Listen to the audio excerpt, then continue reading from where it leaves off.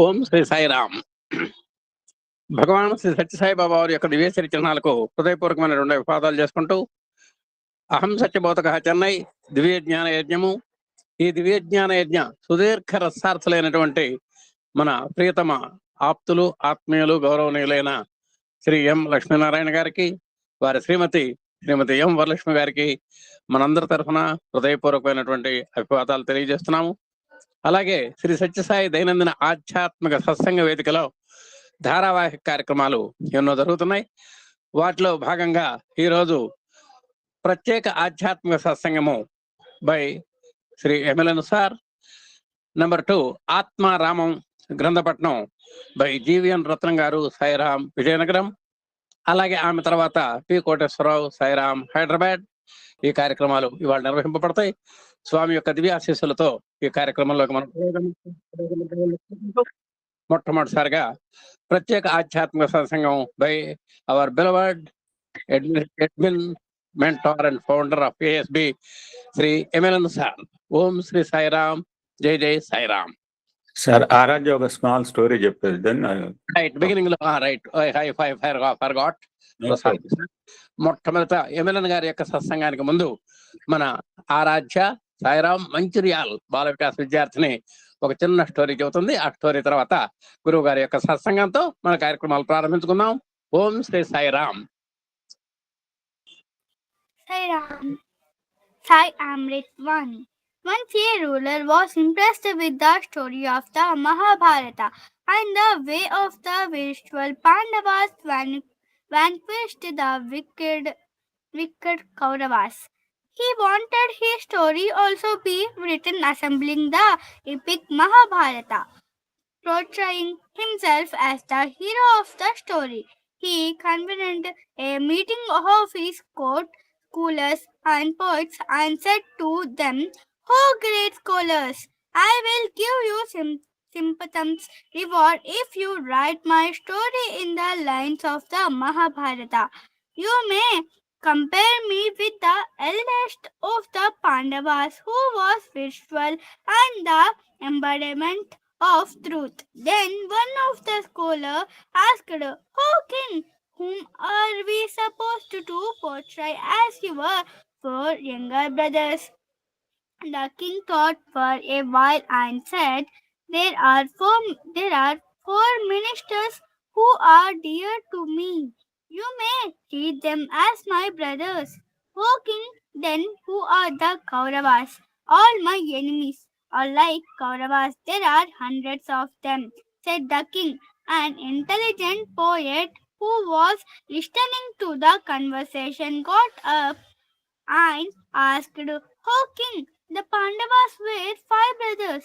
You will decide your 4 brothers from your ministers. Whoever is endowed with physical strength, we will take him as Bhima. One who has sharp intellect will be treated as Arjuna. Accordingly, we will choose Nakula and Sahadeva also. But there is one more except.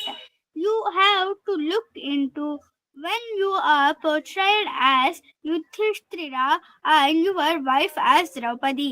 She has to be portrayed as wife of your 4 ministers also, as Draupadi was the wife of 5 Pandavas. Now you have to decide the name of the person who will be portrayed as Draupadi. She will not only be your wife but also the wife of the 4 ministers." On hearing this, the king immediately gave up the idea of getting his story written like the Mahabharata. The moral of the story is that you should understand the life source behind those stories when you read epics like the Mahabharata. Every character and every aspect of this great epic as a particular life source. It is only when you recognize them you will be able to understand their significance and message. Only who does not understand the life source will suffer the same predicament as this king. People today have perverted intelligence. What is the use of intelligence if it is not put to proper use? If intelligence is associated with good qualities, you can achieve anything in life. Divine Discourse on 18th August 1996. Hi Ram, thank you. ఈ కథ ఎలా ఉంటుందంటే, ఒక పర్యాయం స్వామిని అడిగారు, ఏంటి ఈ పేరు ఏంటంటే శివయ్య అన్నట్ట. పార్వతి ఎక్కడంటే సిగ్గుతో తలకాయ ఉంచుకున్నాడు.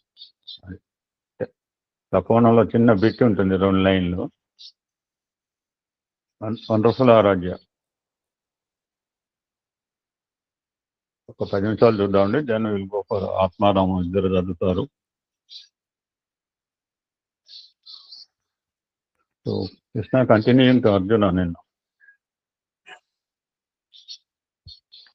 కనుక నీవు స్థిరచిత్తుడై ఆత్మస్థుతి యందు నీ కర్మలను ఆచరించడానికి పూనుకోమన్నాడు.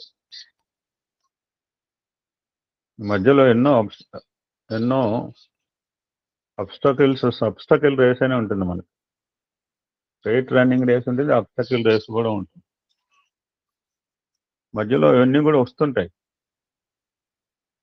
వాటి గురించి నువ్వు ఆలోచించరాదు, చెలించరాదు, విచారించరాదు. నిన్న సార్ చెప్పారు, చాలా బ్యూటిఫుల్ సబ్జెక్ట్ సూత్రవాహినిలో ఆత్మవిచారణ. యాక్చువల్లీ చాలా డిఫికల్ట్ సబ్జెక్ట్. అదే 40 సంవత్సరాల క్రితం అంటే అంతకుముందు కూడా అలానే చెప్పుకుంటారు స్వామి, ఎప్పుడైనా అలానే ఉంటుంది. అది నేను యుద్ధం చేస్తాను, ఇంతమంది మరణిస్తారు అని అనుకుంటున్నావేమో. జరణ మరణాలను కేవలం దేహం, కానీ దేహం నీవు కాదు అని తెలుసుకోమని చెప్తున్నారు అర్జునుడికి. ఇక్కడ ఒక పద్యం చెప్తుంటారు జనరల్గా, అర్జునుడు, సావు పుట్టుక లేనట్టి శాశ్వతం, నువ్వు ఏది కాదు అది అనుకుంటున్నావు ఉన్నాను నేను, దాని గురించి వెతుకుతున్నావు అని కూడా చాలా బాగా చెప్పారు. Happiness is your true nature, but you're searching happiness outside. ఆది మధ్య అంత రహితుడు అనాదివాడు, తాను చావక పుట్టక చంపబడక అంతటను సర్వసాక్షి ఆత్మయుండు. ఆత్మయే బ్రహ్మ, బ్రహ్మయే ఆత్మగు. తాడు పాము చాలా క్లియర్గా చెప్పారు. అది బ్రహ్మము, ఒకటి జగత్తు. సింపుల్ లాజిక్ అన్నమాట. ఏమనుకుంటున్నాము, ఏది కాదనుకుంటున్నామో చాలా క్లియర్గా ఎక్స్ప్లెయిన్ చేశాడు. ఇది అంతకంటే వివరంగా చెప్పరు. ప్రతి పదార్థానికి కూడా ఒక నేచర్ ఉంటుంది, ఒక రూపము, దానికి ఒక స్వభావం ఉంటుంది. అగ్ని ఉంది, వేడిగా ఉంది. అగ్ని వేడిగా ఉంది అని ఎనీబడీ విల్ క్రై. మంచం ముట్టుకుంటే చల్లగా ఉంటుంది. Ice is nothing but A water. అదే ఐస్ చల్లగా ఉంది అని ఎవరిని దుఃఖిస్తారా అంటున్నారు స్వామి. బికాజ్ అగ్నికి దహన శక్తి క్వైట్ న్యాచురల్, మంచుకు చల్లదనం సహజము. జస్ట్ లైక్ దట్ పుట్టిన ప్రతి వస్తువుకు గిట్టుట సహజం, వచ్చింది అంటే పోవటం సహజం.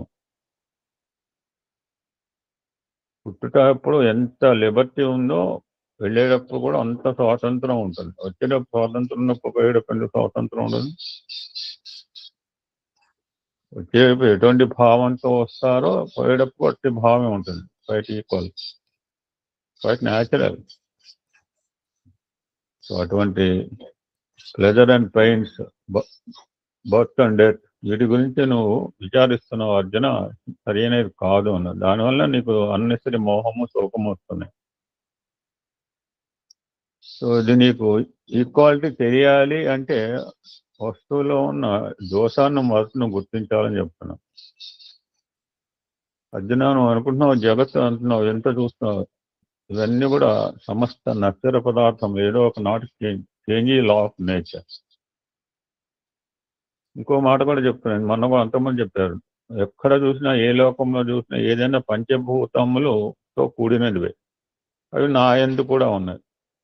స్వామి మీరు పంచభూతాల నుంచి ఎనర్జీ పొందుతున్నారంటే లేదు, నువ్వు వాటికి ఎనర్జీ ఇస్తున్నారంటారు స్వామి. అవి నాలో ఉన్నాయి, నీలో ఉన్నాయి. ఈ జగత్తు కాదు, మరొక జగత్. ఎన్ని రకాల లోకాలకు పోయినా తద్భిన్నమైన పంచభూతముల కంటే భిన్నమైన మరొక వస్తువు కానరాదు అని రూఢిగా చెప్తున్నారు పరమాత్మ. సో మెనీ ఈ కాస్మాస్ లో ఎన్నో ఉన్నాయి ఇంకా మనకు తెలియనివి. ఇది ఒక పాలపుంత. నాలో ఎటువంటి ఉన్నాయో ఇంకా మళ్ళీ అదే చెప్తున్నారు, మీలో కూడా అదే ఉండేవి. 5 కాంపోనెంట్స్. ఇప్పుడు నీ ఎందున్న పంచభూతాలు మరలా నువ్వు కోరటం ఎంత జ్ఞానం. ఎవడన్నా నాకే లేని వస్తువు అడుగుతాం ఏదైనా కోరుకోమంటే. ఇప్పుడు కూడా ఉన్న వస్తువు కోరుకోడు. నువ్వేం చేయాలంటే నీ దగ్గర లేని వస్తువు నువ్వు కోరుకోవాలని చెప్తున్నావు. ఏమిటి మరి అంతా పంచభూతాలు అన్న, మరి పంచభూతాలకు అతీతమైన వస్తువు ఏముంటుంది అంటే కేవలము ఒక సద్వస్తువు, దైవం మాత్రమే. నువ్వు దాన్ని అపేక్షించాలి. You should have that aim. For that purpose you have to do your duties. So నువ్వు చేయవలసిన కర్మలు ఆచరించాలి, జ్ఞానంతో కర్మలు చేయాలి. జ్ఞానము అంటే సింపుల్ వర్డ్ చెప్పారు, ఒకటే, ఒక 2 words ఓన్లీ. ఏకత్వ దర్శనము. ఆత్మలక్ష్యంతో కూడిన కర్మలు అతి శ్రేష్టమైనవి. కర్మలను ఆచరించు.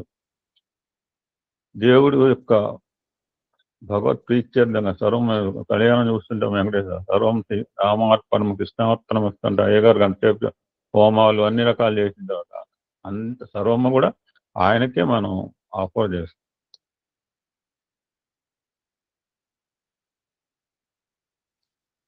చిన్న కథ తెలుసుకుని we can conclude.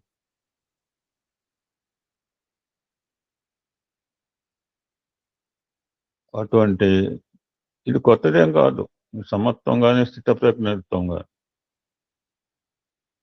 ఎవరు చూపించారంటే భారతదేశంలో ఏన్షియంట్ టైం నుంచి so many rishis have followed this.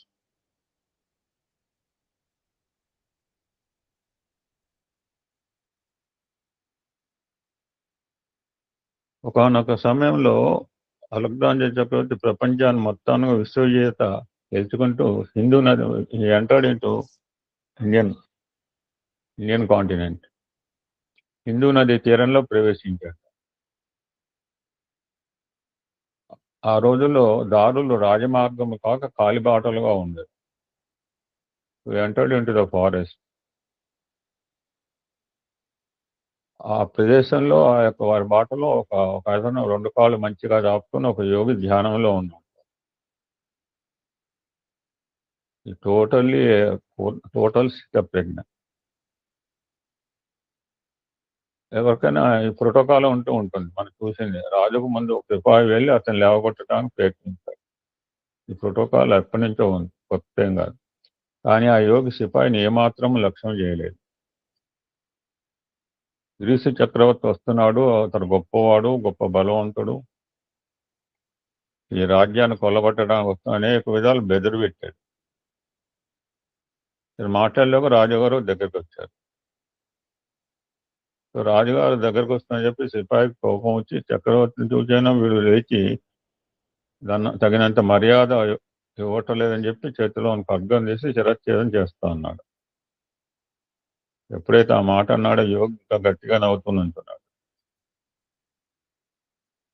No facial expressions, హ్యాపీగా ఉన్నాయి, ఆనందంగా మాట్లాడుతున్నాడు.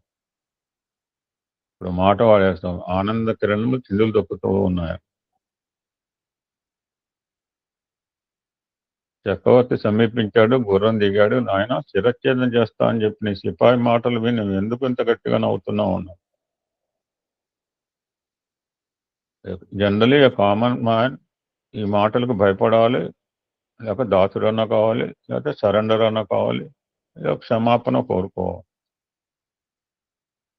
వై ఆర్ లాఫ్, నువ్వు నవ్వటానికి కారణం ఏంటన్నాడు.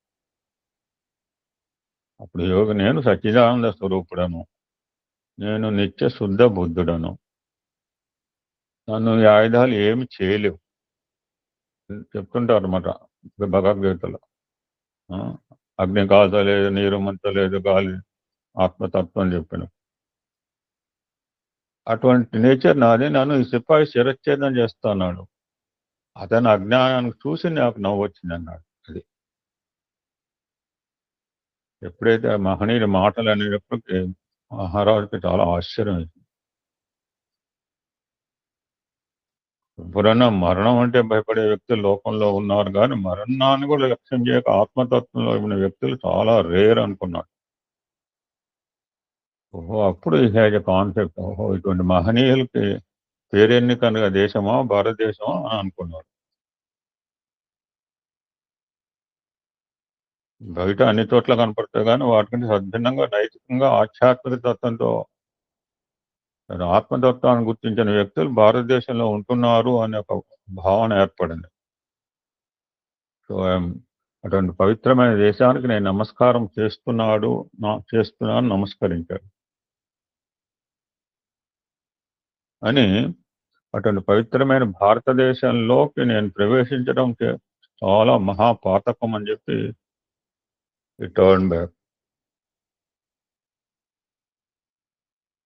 ఇందాక అన్నట్టుగా అటువంటి మహనీయులు అందరూ కూడా పవిత్రమైన భారతంలో ఉన్నారు.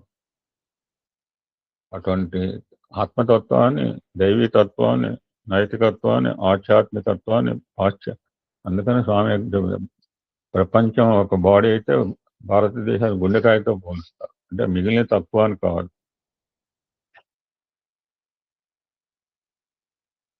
అటువంటి దేశానికి గౌరవాన్ని వనదెచ్చిన మహనీయులు ఎందరో ఉన్నారు. దానికి అందుకని స్వామి చెప్తుంటారు, మనం కొత్తగా యాడ్ చేసిందే లేదు. వనదమ్మన్నారు, సున్నితంగా అంటారు ఒక పద్యాలు. బంగారాన్ని వన పెడతాడు, ఎట్లా పెడతాడు? సున్నితంగా పెడతాడు అన్నమాట. ఒక పద్య సూక్తి ఉంటుంది అన్నమాట.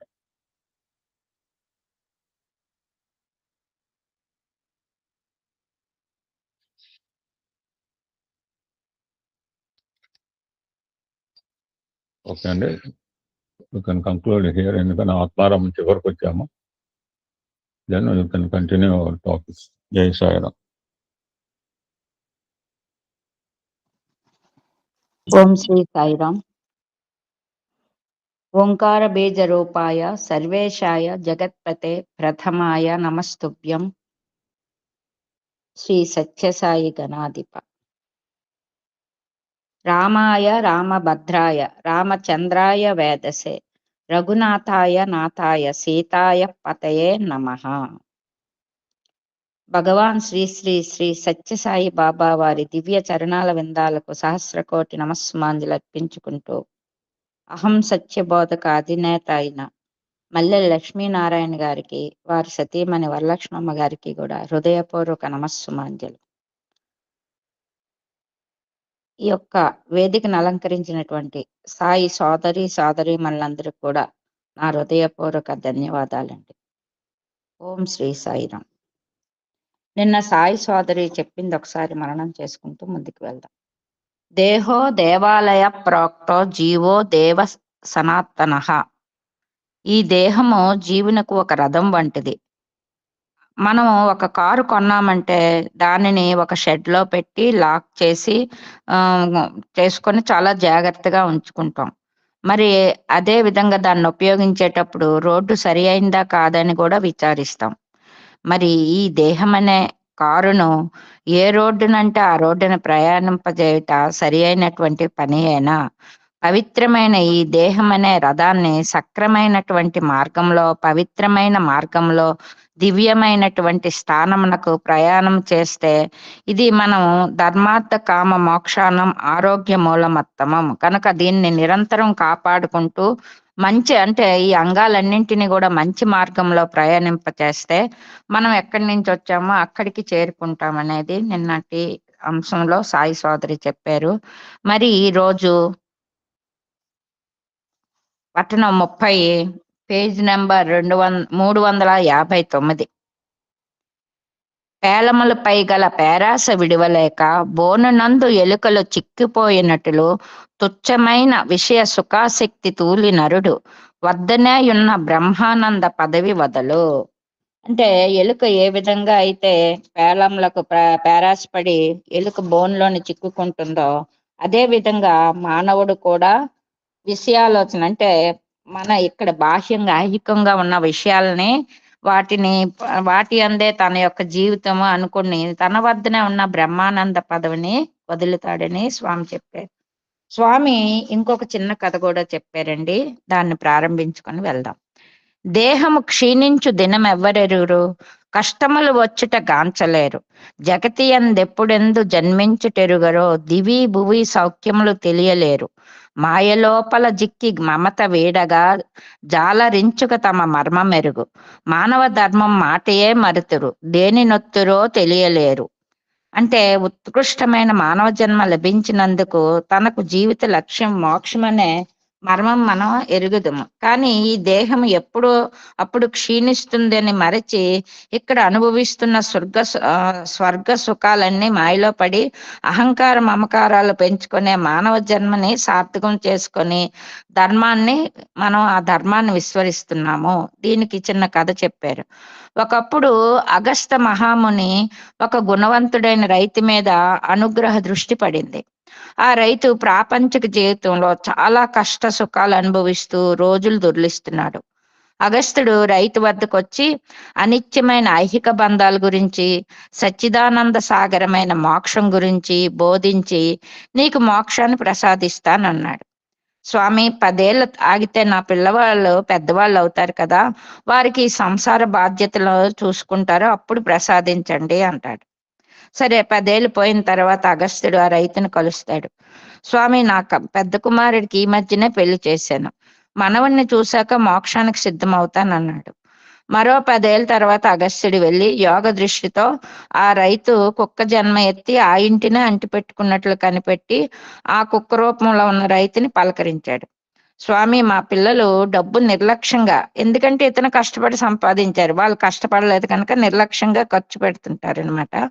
వాళ్ళకి తెలియకుండా నేను కొంత ధనాన్ని దాచాను, ఇంట్లో పాత్ర వేశాను భూమి లోపల, అది ఎక్కడుందో వాళ్ళకి చెప్పే లోపగానే నేను మరణించాను, అందుకే నేను కుక్కలా కాపలా కాస్తున్నాను అన్నాడు. మరో 10 ఏళ్ళ తర్వాత మళ్ళీ అగస్త్యుడు ఆ ఇంటికి వెళ్ళాడు. అప్పుడు ఆ ఇంటి స్వరూపం చాలా భవనంగా మారిపోయింది. అయితే ఎక్కడైతే ఇతను పాత్ర పెట్టాడో అది మాత్రం ఇంటి వెలుపల కొంచెం స్థలంలో ఉంది. అప్పుడు ఇతను ఏం చేశాడంటే, సరే ఇతను అక్కడ ఆ పాత్ర మీద ఒక పుట్ట వచ్చి ఆ పుట్టలో పాము, ఆ పాము ఆ యజమాని రైతే అని గ్రహిస్తాడు అగస్త్యుడు. గ్రహించి సరే వాళ్ళ పిల్లల్ని పిలిచి, మీ ఇంటి ముందు మీ నాన్నగారు ఒక పాత్ర పెట్టారు, ఆ పాత్రలో ధనం ఉంది, అది మీకు చెప్పే లోపల అతను మరణించాడని విషయం చెప్తారు. ఇంకా విషయం పూర్తిగా వినుకుంటేనే అందరు గుణపాలు తెచ్చి ఆ పుట్టను తవ్వి పాముని చంపేసి వాళ్ళ ధనాన్ని తీసుకుంటాడు. అప్పుడు అంటే ఆ పుట్టని పాముని చంపి వాళ్ళ పాత్రని అప్పుడు రైతు జ్ఞానోదయం వేస్తుంది. అగస్త్యుని ప్రార్థించాడు, అగస్త్యుడు ముక్తి ప్రసాదించాడు. అంటే ఈ ఐహిక బంధాల మీద తను పాము జన్మాన్ని కుక్క జన్మాన్ని ఇన్ని జన్మాలు ఎత్తినప్పటికీ కూడా తన యొక్క బిడ్డల మీద ఉన్న మమకారంతోనే అని. అలాగే ఇప్పుడు ఈ పద్యాన్ని కూడా స్వామి అలాగే చెప్పారు. ప్రేమాత్మ స్వరూపులారా, జనుడు ఒక విత్తనము వంటివాడు, విత్తనం మొలకెత్తి చెట్టై అభివృద్ధి నొందినట్లు మానవుడు కూడాను జన్మించి పెరిగి పరిణామం నొంది పరిపూర్ణత్వంను వహించి తద్వారా తన యొక్క గమ్యంను చేరుకొనుటకు ప్రయత్నించును. మరి మొక్క విత్తనాన్ని వేస్తే అది పెద్ద వృక్షంగా పూలు కాయలు ఎలా ఇస్తుందో మానవ జన్మ కూడా పుట్టి పెరిగి పెద్దవాడై తన యొక్క సంసారాన్ని చూసుకుంటూ ఉంటాడు అని చెప్పారు. అలాగే మానవునికి 2 విధాలైన పరిజ్ఞానములు కలవు. ఒకటి ఇహలోకమునకు సంబంధించిన పరిజ్ఞానం, రెండవది పరలోకమునకు సంబంధించిన పరిజ్ఞానం. ఇవే జీవనోపాధి అనియు జీవిత పరమావధి అనియు చెప్పబడుతున్నాయి. ఇహలోకమునకు సంబంధించిన పరిజ్ఞానం అనగా నిత్య జీవితంలో అవసరమైనటువంటి పదార్థములను ప్రోగు చేసుకొనుట, సమాజమునందు కీర్తి ప్రతిష్టలను పెంపొందింప చేసుకొనుట, తన బాధ్యతలను నిర్వర్తించుకుంట, కర్తవ్య కర్మలను ఆచరించుట, మరియు చింతా చీకు లేక సుఖముగా జీవించుటకై తన శక్తిని యుక్తిని ప్రయోగపెట్టుట.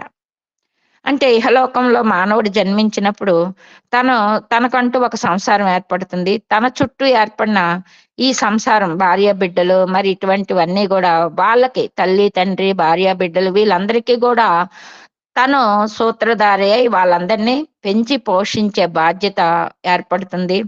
అలాగే ఆ పెంచి పోషించే విధానంలో కూడా సక్రమైన మార్గం సత్యధర్మ శాంతి మార్గంలో ఉంటే కీర్తి ప్రతిష్టలు వస్తాయి అని చెప్పడం జరుగుతుంది. ఈ విధంగా చీకు చింత లేకుండా అంటే మనకు కావలసినవి కూడు గుడ్డ ఇల్లు ఈ మూడు ఎప్పుడైతే ఉన్నాయో వాటితో తృప్తి చెంది సుఖంగా జీవించే విధానము వీటికి కర్తవ్య కర్మలు ఆచరించుట మానవ జన్మ యొక్క ఆ ఈ ఈ ఇహలోకంలో చేయవలసిన పనులని చెప్పారు.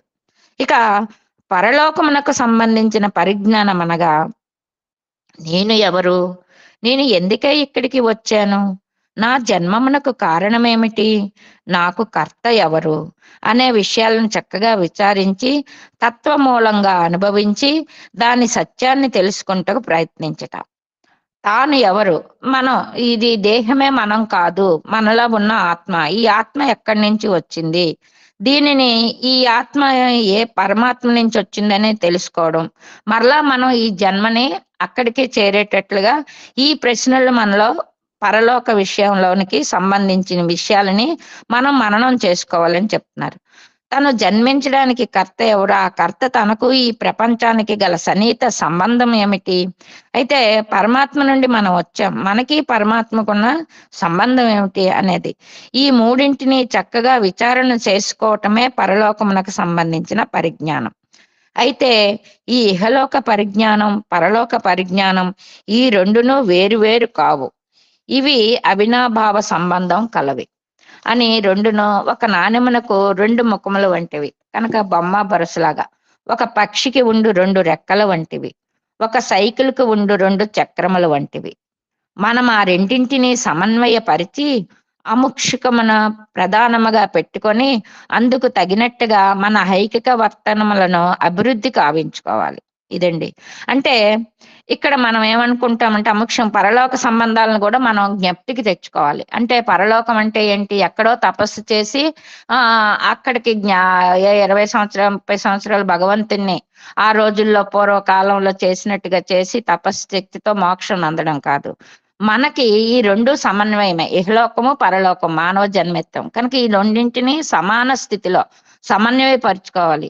అంటే మన జీవిత భాగంలో మన చుట్టూ ఉన్న వాళ్ళందరితో కూడా మనం ఏ విధంగా ఉండాలి, మనం అంతర్గతంగా మనం ఎవరు, మనం ఏ పనులు చేసి ఏ మార్గంలో వెళ్తే మళ్ళీ మనం భగవంతుని ఈ జన్మలో మనకి జ్ఞానాన్ని ప్రసాదించారు కనుక వీటిని సమన్వయపరుచుకోవాలి. అంటే నాణ్యానికి రెండు బొమ్మ బరుసలాగా, అలాగే పక్షికి రెండు రెక్కలు ఉంటేనే ఎగరగలదు, సైకిల్కి రెండు చక్రాల్లో గాలి ఉంటేనే ఎలాగైతే వెళ్ళకుందో మనం ఆ స్థితిలో మన నిత్య జీవితాన్ని సాధన చేసుకుంటూ నిరంతరము భగవన్నామ ఈ యొక్క ఏ పనులు చేసినా భగవంతుని రూపంలోనే చేసుకుంటాం అన్నట్టుగా మన నిత్య జీవితంలో ఉదయం లేచింది మొదలు రాత్రి నిద్రపోయే వరకు మన ఆలోచనలు అన్నింటిని కూడా సక్రమైన మార్గంలో ఉంచుకుంటే అది మనం ఇహలోకాన్ని పరలోకాన్ని కూడా చేరుకోవచ్చు అనేది, ఈ రెండింటిని సమతుల్యంగా చేసుకోవచ్చు అనేది చెప్పారు. ఇక దీనికి ఉదాహరణగా చెప్తున్నారు, నిండుగా నీరు నింపిన కడవని నెత్తిపైన పెట్టుకొని నది నుంచి వచ్చే స్త్రీ తన సహచరులతో అనేక విషయాలు చర్చించుచు వాదోపవాదములు చేయుచు చలోక్తులు ఆడుచు నడుస్తున్న తన తలపైనున్న దుత్తయందు తన లక్ష్యమును ఏ రీతిగా నుంచునో అదే విధముగానే మానవుడు నిత్య జీవితం నందు తన కర్తవ్య కర్మలను ఆచరించుచు పారమార్థికముగా తన లక్ష్యమును అందించుట అత్యవసరము. ఇక్కడ చెప్పారు, ఒక కడవ నుంచి నీళ్లు తెచ్చుకొని తనపై నీళ్లు కడవ నిండుగా నీళ్లు మళ్ళీ ఇంటికి చేర్చుకుంటుంది, కానీ మధ్యలో తన తోటి వారితో మాట్లాడుతూ ఉంటుంది, కానీ తన దృష్టి అంతా కూడా తన మనస్సు అంతా కూడా ఏకాగ్రతగా కడవ అటు ఇటు కదులుతుందో ఏంటని దాని వైపునే తన మనస్సును లగ్నం చేస్తూ ఇతరులతో సంభాషణ ఇవన్నీ చేసుకుంటూ ఉంటుంది. అదే విధంగా మానవుడు కూడా తన యొక్క ఇహలోకంలో తన కుటుంబంతో ఉన్నటువంటి సంబంధ బాంధవ్యాలన్నింటినీ కూడా వాటికి తృప్తి పరుస్తూ తన పరలోకంలో వచ్చే విషయాలను కూడా నిరంతరము సమపాలలో ఈ రెండింటిని ఉంచుకోవాలి ప్రతినిత్యము అని చెప్పి ఇక్కడ ఈ ఉదాహరణ చెప్పారండి. అదే విధంగా ఒక నర్తకి తాను నృత్యము చేయుచు అనేక భంగులు తన అంగములు త్రిప్పుతున్నప్పటికీ తాళమునందు లక్ష్యమును ఏ రీతిగా నుంచునో అదే విధముగా మానవుడు నిత్య జీవితమునందు తన కర్తవ్య కర్మములు ఆచరించుతూ కూడా లక్ష్యము పారమార్థికపై నుంచుట అత్యవసరము. సరే, ఇంకా ఒక డాన్సర్ తను చేస్తున్నప్పుడు అనేక భంగిమలు తన శరీరముల అంగములన్నింటినీ తిప్పుతుంటది. కానీ అక్కడ తాళం ఏ విధంగా పడుతుందో ఆ విధంగా దానికి అనుగుణంగా తన కాలుని చేతుల్ని తిప్పడం చేస్తూ ఉంటుంది. అదే లక్ష్య సాధన అంటే ఇక్కడ ఏ పని చేసినా తన యొక్క మనస్సు దానిపై లగ్నం నుంచి ఎలా చేస్తున్నామో మనం ఇహలోకంలో ఉన్నప్పటికీ కూడా పరలోకం నిరంతరం భగవన్నామ స్మరణలో సాధనలో ఉంటేనే ఈ విధమైన సాధన మనం వచ్చే జీవిత పరమార్థానికి చేరుకోవచ్చని స్వామి ఈ ఉదాహరణలోనే చెప్తున్నారు. కానీ ఈనాడు అట్టి లక్ష్యములు అనేటువంటివి చాలా కరువైపోయింది. ఏకాగ్రత అనేటటువంటిది మచ్చుకైనను చిక్కుట లేదు. ధ్యానమునందు కూర్చున్న వ్యక్తి కూడాను అనేకాగ్రతకే గురి అవుతున్నాడు. కానీ ఏకాగ్రతకు నోచుకోలేని వ్యక్తిగా తయారవుతున్నాడు. అనేకత్వమో లేక శూన్యత్వమో అతనికి ప్రాప్తించుచున్నది కానీ ఏకాగ్రత అతనికి సన్నిధికి ఏమాత్రం రాలేకున్నది. ఇది కేవలము సాధకుని యొక్క భక్తి ప్రపత్తుల బలహీనత తప్ప అన్యము కానేరదు. తన విశ్వాసము దృఢముగా నుండిన ఇట్టి పవిత్రమైనటువంటి శక్తులు సాధించటలో ఏ అభ్యంతరమో ఉండదు. అయితే ఈ ప్రస్తుతం మనము ఈ సమాజంలో అనేకమైన విషయాల పట్ల మనకి ఆసక్తి ఉంటుంది. వాటిపైన నిరంతరము మనం ఆలోచిస్తూ ఏకాగ్రతని సాధించలేకపోతున్నాం. కానీ ఏకాగ్రత సాధించాలంటే మన విశ్వాసం దృఢంగా ఉండాలి. అట్టి పవిత్రమైనటువంటి శక్తులు సాధించితే ఏ అభ్యంతరం ఉండదు. అయితే మనం చేయాలనుకుంటాం, మన చుట్టూ ఉండే పరిసరాలు లేకపోతే ఎవరో ఒకరు మన కుటుంబ సమస్యలు లేకపోతే అన్నిటికీ వెళ్ళాలని మనకు అడ్డు తగులుతూ ఉంటాయి. వాటి మధ్యలో మనం ఏకాగ్రతను తప్పుడు ఉంటాం కనుక దానిని ఉండాలంటే మనలో దృఢ విశ్వాసం ఉండాలి. ఆ దృఢ సంకల్పం మన మనస్సులో ఎప్పుడైతే ఏర్పడుతుందో అప్పుడు మనకి ఏకాగ్రత కుదురుతుంది, లేనచో కుదరదు అని చెప్పారు. దీనికి కూడా మనం చిన్న ఉదాహరణ స్వామి చెప్పారండి. థామస్ అల్వా ఎడిసన్ ప్రపంచానికి వెలుగు ఆనందం అందించిన గొప్ప వైజ్ఞానిక శాస్త్రజ్ఞుడని మనందరికీ తెలుసు. కానీ అతడు సామాన్యమైన కుటుంబంలోనే జన్మించాడు. స్కూల్లో చెప్పే చదువు మీద ఎడిసన్కి ఆసక్తి లేదు. అతని చదువు తల్లిదండ్రులకు ఒక సమస్య అయింది. సరే, వీడు చదవట్లేదు, ఏం చేయాలి అనుకున్న వాళ్ళు నిరంతరం ఆలోచిస్తూ ఉంటారు. ఎడిసన్ తన ఆట వస్తువులు ఏవైనా ఉంటే వాటన్నింటినీ కూడా ఎప్పటికప్పుడు విడదీసేసి మళ్ళీ వాటిని కలుపుతూ ఉండడం, వీటిపైన ఎక్కువ. అలాగే వైజ్ఞానిక పరిశోధనలు ఇట్లా అత్యంత ఆసక్తి ఉండేది. చదువు పట్ల మాత్రం అశ్రద్ధగా ఉండేవాడు. ఒకసారి ప్రయోగం చేస్తే వాళ్ళ ఇంట్లో ఉన్న ధాన్యం గాదిలో ఉన్న ధాన్యం అన్ని కూడా తగులుబడిపోయింది. దాంతో తండ్రి ఏం చేశాడంటే ఎడిసన్ బాగా చితకబడ్డాడు. మరొకసారి ప్రయోగం చేస్తే ఇల్లు అంటుకుంది. దాంతో తండ్రి ఎడిసన్ని ఇంట్లో నుంచి గెంటేశాడు. అప్పుడు ఎడిసన్ వయసు 11 ఏళ్ళు. అయితే అతడు ఏం చేశాడు, తండ్రి బయటికి వెంటకొచ్చాడు కనుక తనకున్న పరిజ్ఞానంతో పగలంతా కూడా ట్రైన్లోనికి వెళ్ళి బిస్కెట్లు, చాక్లెట్లు, రొట్టెలు అమ్మి ఆ డబ్బుతో తన పొట్ట పోషించుకోవడం చేసేవాడు. కానీ తను ఏదో నీళ్లతోని వాటితోని ఒక పూట తింటూ ఒక పూట తినకుండా తను ఏం చేసేవాడంటే ఆ ధనాన్ని తను ఏవో పరిశోధన చేయాలని వాటికి వినియోగించేవాడు. ఇక ఎక్కడ చేయాలి అనుకుని ట్రైన్లోనే ఒక టాయిలెట్ లో కూర్చొని ప్రయోగించాడు. ఒకసారి ఆ టాయిలెట్ కూడా దన్మని చప్పుడు రావడంతో అందరూ వచ్చి అతన్ని బయటికి చెవులు పట్టుకొని బయటికి లాగి బయటికి గిరాటు వేస్తారు. ఇక ఎప్పుడైతే టీటీ గారు అలా చేశారో అతనికి చెవులు దెబ్బతిని చెవుడు కూడా వచ్చిందటండి. అయితే ఎడిసన్ ఈ రోజు ఇంకా తన దురదృష్టాన్ని ఏంటి నేను ఏ పని చేసినా అది సక్సెస్ అవటం లేదు అనుకుంటూ తన యొక్క ఇల్లు మరి ఇంకా స్టేషనే కనుక ఆ విధంగా నడుస్తూ ఉంటే ఒక అబ్బాయి రైలు పట్టాల మీద నడుస్తున్నాడు. వెనక నుంచి ట్రైన్ వస్తుంది. అబ్బాయి గమనించలేదు. వెంటనే ఎడిసన్ వెళ్ళి తన ఆ అబ్బాయిని రక్షించుతాడు. అప్పుడు వాళ్ళ తల్లిదండ్రులు వచ్చి ఆ అబ్బాయిని మెచ్చుకొని తన సమయస్ఫూర్తిని అంతా చేసి వాళ్ళతో వాళ్ళ ఇంటికి ఎడిసన్ తీసుకెళ్తారనమాట. అప్పుడు అక్కడ ఈ అబ్బాయి ఏం చేస్తున్నాడని వాళ్ళు పరిశోధించారు. అంటే దైవం ఏదో ఒక రూపంలో సహాయం అందిస్తుంది అనడానికి ఇది ఒక ఉదాహరణ.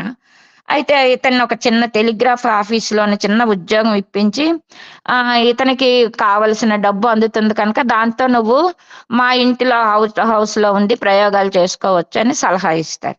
అప్పుడు వాళ్ళు అలా ప్రోత్సహించడంతోనే కాలక్రమేణంగా నిర్విరామంగా కృషి చేస్తూ ఆ వేళ నుంచి ఎలక్ట్రిక్ బల్బులు అయితేనేం, టెలిఫోను, గ్రామ్ ఫోన్లు, వీటన్నింటిని కూడా ఇవాళ మనం ఉపయోగిస్తున్న వంటిని కూడా ఈ విజ్ఞానం అంతటినీ కూడా అందించి విశ్వవిఖ్యాతి గడించాడు. కానీ నా తల్లిదండ్రులు నన్ను విడిచిపెట్టేశారు, నాకు ఈ విధంగా జరిగింది, నాకు చెవుడు కూడా వచ్చిందని తను ఏనాడు చింతించలేదు.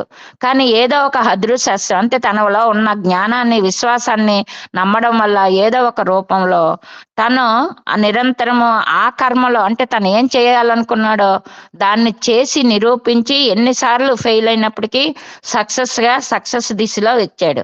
కాకపోతే దీనికి అవసరమైనవి ఏంటంటే స్వామి చెప్పారు, మనలో discipline, determination, discrimination, devotion, dedication ఇవి ఎప్పుడైతే ఉన్నాయో మనం అనుకున్నది సాధించగలము అని ఎడిసన్ గురించి ఒకసారి విద్యార్థులు కూడా విశ్వాసంతో మనం ఉంటే ఏకాగ్రత మన వద్దకు వచ్చి చేరుతుంది అని చెప్పారండి. అయితే ఈనాడు భారతీయులు మనుషులు పూజించుటకు మాత్రమే తెలుసుకున్నారు, కానీ మనుషులను పూజించుటకు మాత్రమే తెలుసుకున్నారు, కానీ మనసులను అర్థం చేసుకుంటూ తెలుసుకోలేదు.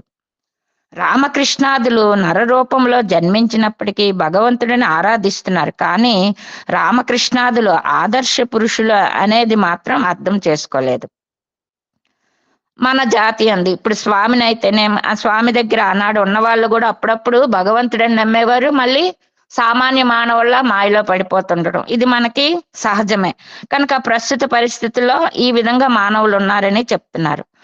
మన సమాజం నందు సంచరించినటువంటి మహనీయుల తత్వాన్ని కొంతవరకైనా అర్థం చేసుకున్నప్పుడే వారికి మనం గౌరవం అందించుటయును, అది నిజమైన గౌరవం. మానవత్వాన్ని అర్థం చేసుకోలేని అసక్తుడు ఇంకా ఆ దైవత్వాన్ని ఏ విధంగా అర్థం చేసుకోగలడు? అయితే మనం యొక్క మహనీయులని గౌరవించాలి. గౌరవించడంతో పాటు వాళ్ళు ఏం చేశారో ఆ యొక్క నడతని కూడా మనం గుర్తించాలని చెప్పారు. కానీ మనం వాళ్ళని చేసే పనులు అప్పుడే పొగిడేసి వెంటనే మర్చిపోతూ ఉంటాం. అయితే ఇంకా దైవత్వాన్ని ఏ రీతిగా మనం అర్థం చేసుకుంటాం? రామకృష్ణాదులు ఆదర్శ మానవులుగా మనం అర్థం చేసుకున్నప్పుడు వారు అధికార స్థానమైన దివ్య స్వరూపులుగా విశ్వసించటానికి వీలవుతుంది. ఈనాడు వారి విగ్రహములను మనం పూజిస్తున్నాం, పటములను ఆరాధిస్తున్నాం, కానీ వారు అందించిన సత్యవాక్యములను, వారు చెప్పిన ఆచరణలను మనం పూడ్చిపెడుతున్నాం. స్వామి ఎన్నోసార్లు అంటారు, నేను ఇచ్చే ఈ యొక్క చిన్న చిన్న మహిమలు గానీ ఇవి గాని తాయెత్తులు గాని వీటన్నింటినీ మీరు వీటిపై శ్రద్ధ పెట్టకండి, అవసరమైతే నన్నే మీరు తెలుసుకోండి, ప్రేమ చేతనే మీరు తెలుసుకోగలరు అన్నట్టుగా మనం భగవంతుడనే అనుకుంటూ ఉంటున్నాం, కానీ భగవంతుడు చేసే పనులని, అతను చేసే మార్గాన్ని, సత్యధర్మ అహింస మార్గాల్ని ఆచరణలో చేయటం లేదు. మనం ఒక గుడిలో పెట్టి నిరంతరము పువ్వులు, కొబ్బరికాయలు, అగరబత్తులతో పూజిస్తున్నాం. ఇది కాదు కావాల్సింది. వారు చెప్పిన ఆచరణలు మనం పూడ్చిపెడుతున్నాం. వారు అయితే చెప్పారో ఆచరణను మనం వెలుగుకు తీసుకురావాలి, వాటిలో మనం వాటిని అనుసరించాలని చెప్తున్నారు. భగవత్ స్వరూపమునకు అవినాభావ సంబంధమని ఏ రీతిగా మనం గుర్తించుకున్నామో ఆ రీతిగానే ఆచరణలో అనుసరించినప్పుడే అవతారములకు పూజించిన ఫలితం మనకు లభిస్తుంది. కనుక మనం భగవంతుడిని అగరభక్తులతోనూ, కొబ్బరికాయ టెంకాయలు, పుష్పాలతో కాదు పూజించవలసింది. వారు చేసే ఆచరణను మన దినచర్యలో వాటిని వినియోగించుకున్నప్పుడే మనము వాటి యొక్క అవతార యొక్క ఫలితము మనకి చేకూరుతుందని చెప్తున్నారు. భగవంతుడని మనం నోటితో ఉచ్చరిస్తున్నాం, ఆరాధిస్తున్నాం, అనేక రకములుగా ప్రచార ప్రబోధాలు చేస్తున్నాం, కానీ ఆచరణ యందు మాత్రం వెనుకంజ వేస్తున్నాం.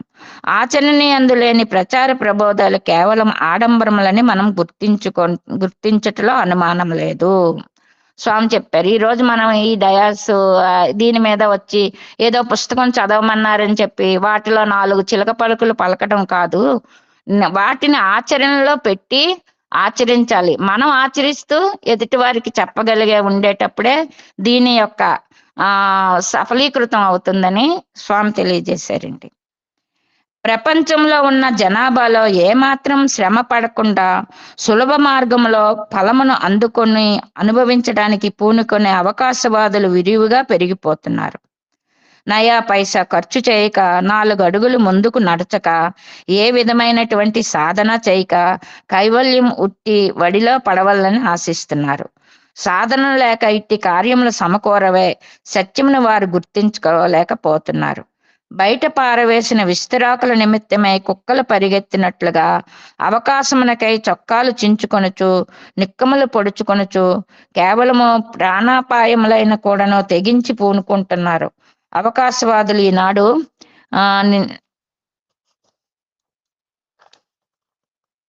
ఈనాడు నిత్యానిత్య పరిశీలన చేసే శక్తి మానవుని యందు స్వల్పమైపోవట చేత విచారణ యందు శూన్యుడై కేవలము ఉద్రేకాలని అభివృద్ధి పరుచుకుంటానికి పూనుకుంటున్నాడు. అయితే ఇప్పుడున్న మానవుడు, ఇప్పుడున్న జనాభాలో ఈ కలియుగంలో మానవులు ఏంటంటే ఏవైనా ఆయిచితంగా మోక్షం కూడా మనకి స్వామి చెప్పిన మార్గంలో నడకుండా ఏవో 4 మాటలు వినేసి మోక్షం కావాలి. మనకి ఎలాగా తెలుసు, షిరిడి సాయిబాబాలో ఒక కోటీశ్వరుడు వెళ్ళి తనకి మోక్షాన్ని ప్రసాదించమంటాడు. స్వామి పరీక్ష చేస్తూ 5 రూపాయలు అడుగుతాడు. తన వద్ద చాలా డబ్బు తన జోబిలో ఉన్నప్పటికి కూడా ఇవ్వడు. తొందరగా నాకు మోక్షం ఇవ్వండి అంటాడు.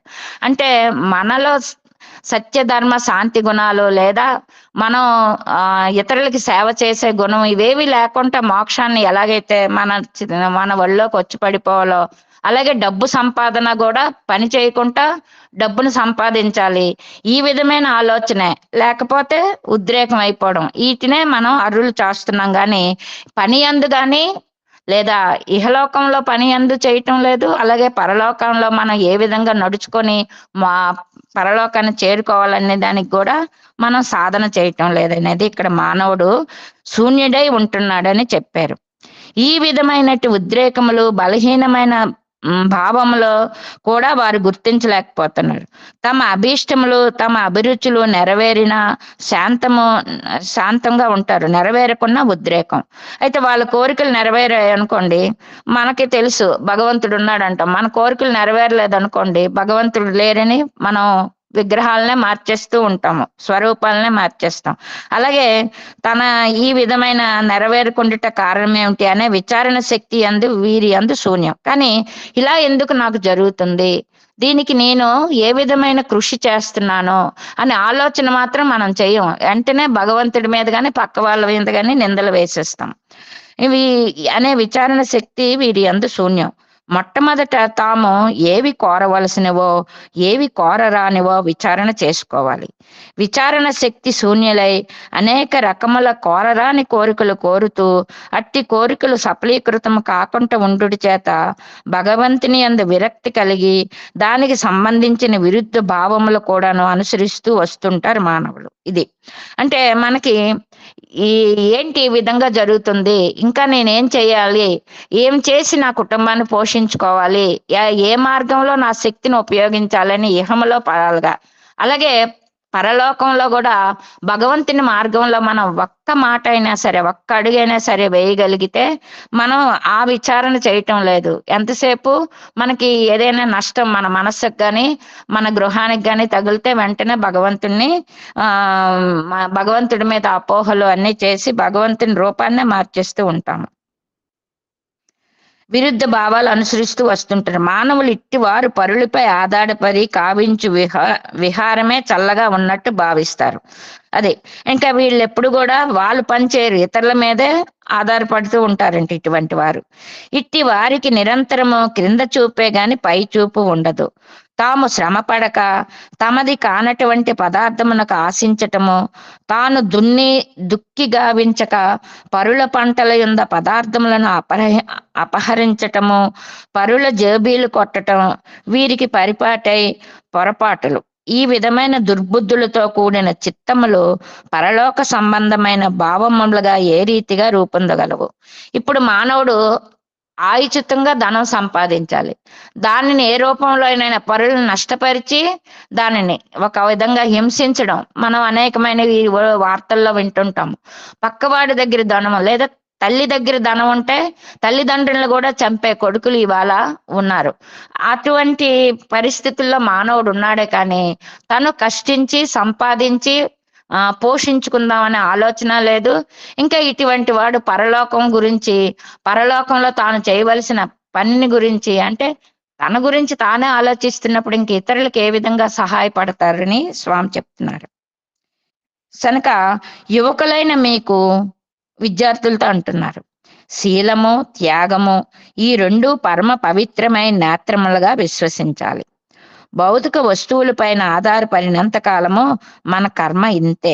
మానవుని యొక్క తత్వం ఏమిటి, మానవులు అనగా ఏమిటి, తాము వచ్చినటువంటి పని ఏమిటి, తాము చేయుచున్న పని ఏమిటి అనే విషయాన్ని కూడా కొంత మనం విచారణ చెయ్యాలి. స్వామి విద్యార్థులతో అంటారు, మీలో శీలాన్ని త్యాగాన్ని అనే రెండు పవిత్రమైన విషయాలని మీ రెండు నేత్రాలుగా విశ్వసించండి. కేవలము ఐహిక వస్తువులపైనే ఆధారపడవద్దు. అసలు మానవుడి జన్మ ఎత్తాం కనుక దీని యొక్క తత్వం ఏమిటి అని, తాము వచ్చినటువంటి పని ఏమిటి అని ఆలోచించండి. తాము చేయుచున్న పని ఏమిటి అనే విషయాన్ని కూడా కొంత మనం విచారణ చేయాలి. త్యాగము అనే పలుకులు మాత్రమే మనం ఉచ్చరిస్తున్నాము. సత్యము, ప్రేమ, అహింస ఇవి మనం పలుకుతున్నాం. కానీ మనకు అక్కరలేనటువంటివి అవియే భగవంతుని పైన విశ్వాసం ఉంచినట్లుగా మనం నటిస్తున్నాము. అయితే మనం నిరంతరము సత్యధర్మ, ప్రేమ, త్యాగం ఈ పలుకులన్నీ మన పదాల నుండి మాత్రమే వస్తున్నాయని స్వామి చెప్తున్నారు. అవి నటిస్తున్నాం. భగవంతుని విశ్వసించినట్టుగా ఒక విధమైన ఆడంబరం సలుపుతున్నాం. ఎవరితో చెప్పినా అవి పదాలుగానే వాక్యులుగానే మన నిరంతరం, కానీ స్వామికి భగవంతుడికి తెలియదా? ఆడంబరంగా సలుపుతున్నాం. కానీ నిజంగా విశ్వసించినటువంటి వారు, నిజంగా ఆరాధించినటువంటి వారు ఇట్టి క్రియలకు ఏమాత్రం చోటివ్వరు. వాళ్ళు చెప్పరండి. సత్యధర్మ శాంతిలో మార్గంలో నడిచేటటువంటి వారు చిలక పలుకులు పడగరు, వారు ఆచరిస్తారని స్వామి చెప్తున్నారు. కేవలము ఇవి అన్నీ స్వార్థ నిమిత్తమై, తన కుటుంబం నిమిత్తమై, తన అభివృద్ధి నిమిత్తమై పాకులాడటమే తప్ప త్యాగభాగము, సత్శీలమైనటువంటి హృదయము, నిర్మలమైన చిత్తము, నిస్వార్థమైన క్రియ వీరి యందు శూన్యము. బయటికి చెప్పే వాళ్ళందరూ కూడా ఇటువంటివన్నీ కూడా ఆచరించరని స్వామి, అంటే స్వామి దగ్గరికి మనం వెళ్ళి స్వామి భక్తులం, స్వామి భక్తులం, స్వామి భక్తులం అనుకుంటాం. స్వామి నా భక్తుడు ఎవరని నిరంతరం చూస్తుంటారండి. అంటే చెప్పే డాంబికాలు కాదు, ఆచరించి చూపించాలనేది స్వామి నిరంతరం చెప్తున్నారు. ఎట్టి పవిత్రమైన అవకాశం చిక్కినప్పటికీ దానిని నిలబెట్టుకోలేనటువంటి దురదృష్టవంతులు అనేకము లోకమునందు ఉంటున్నారు.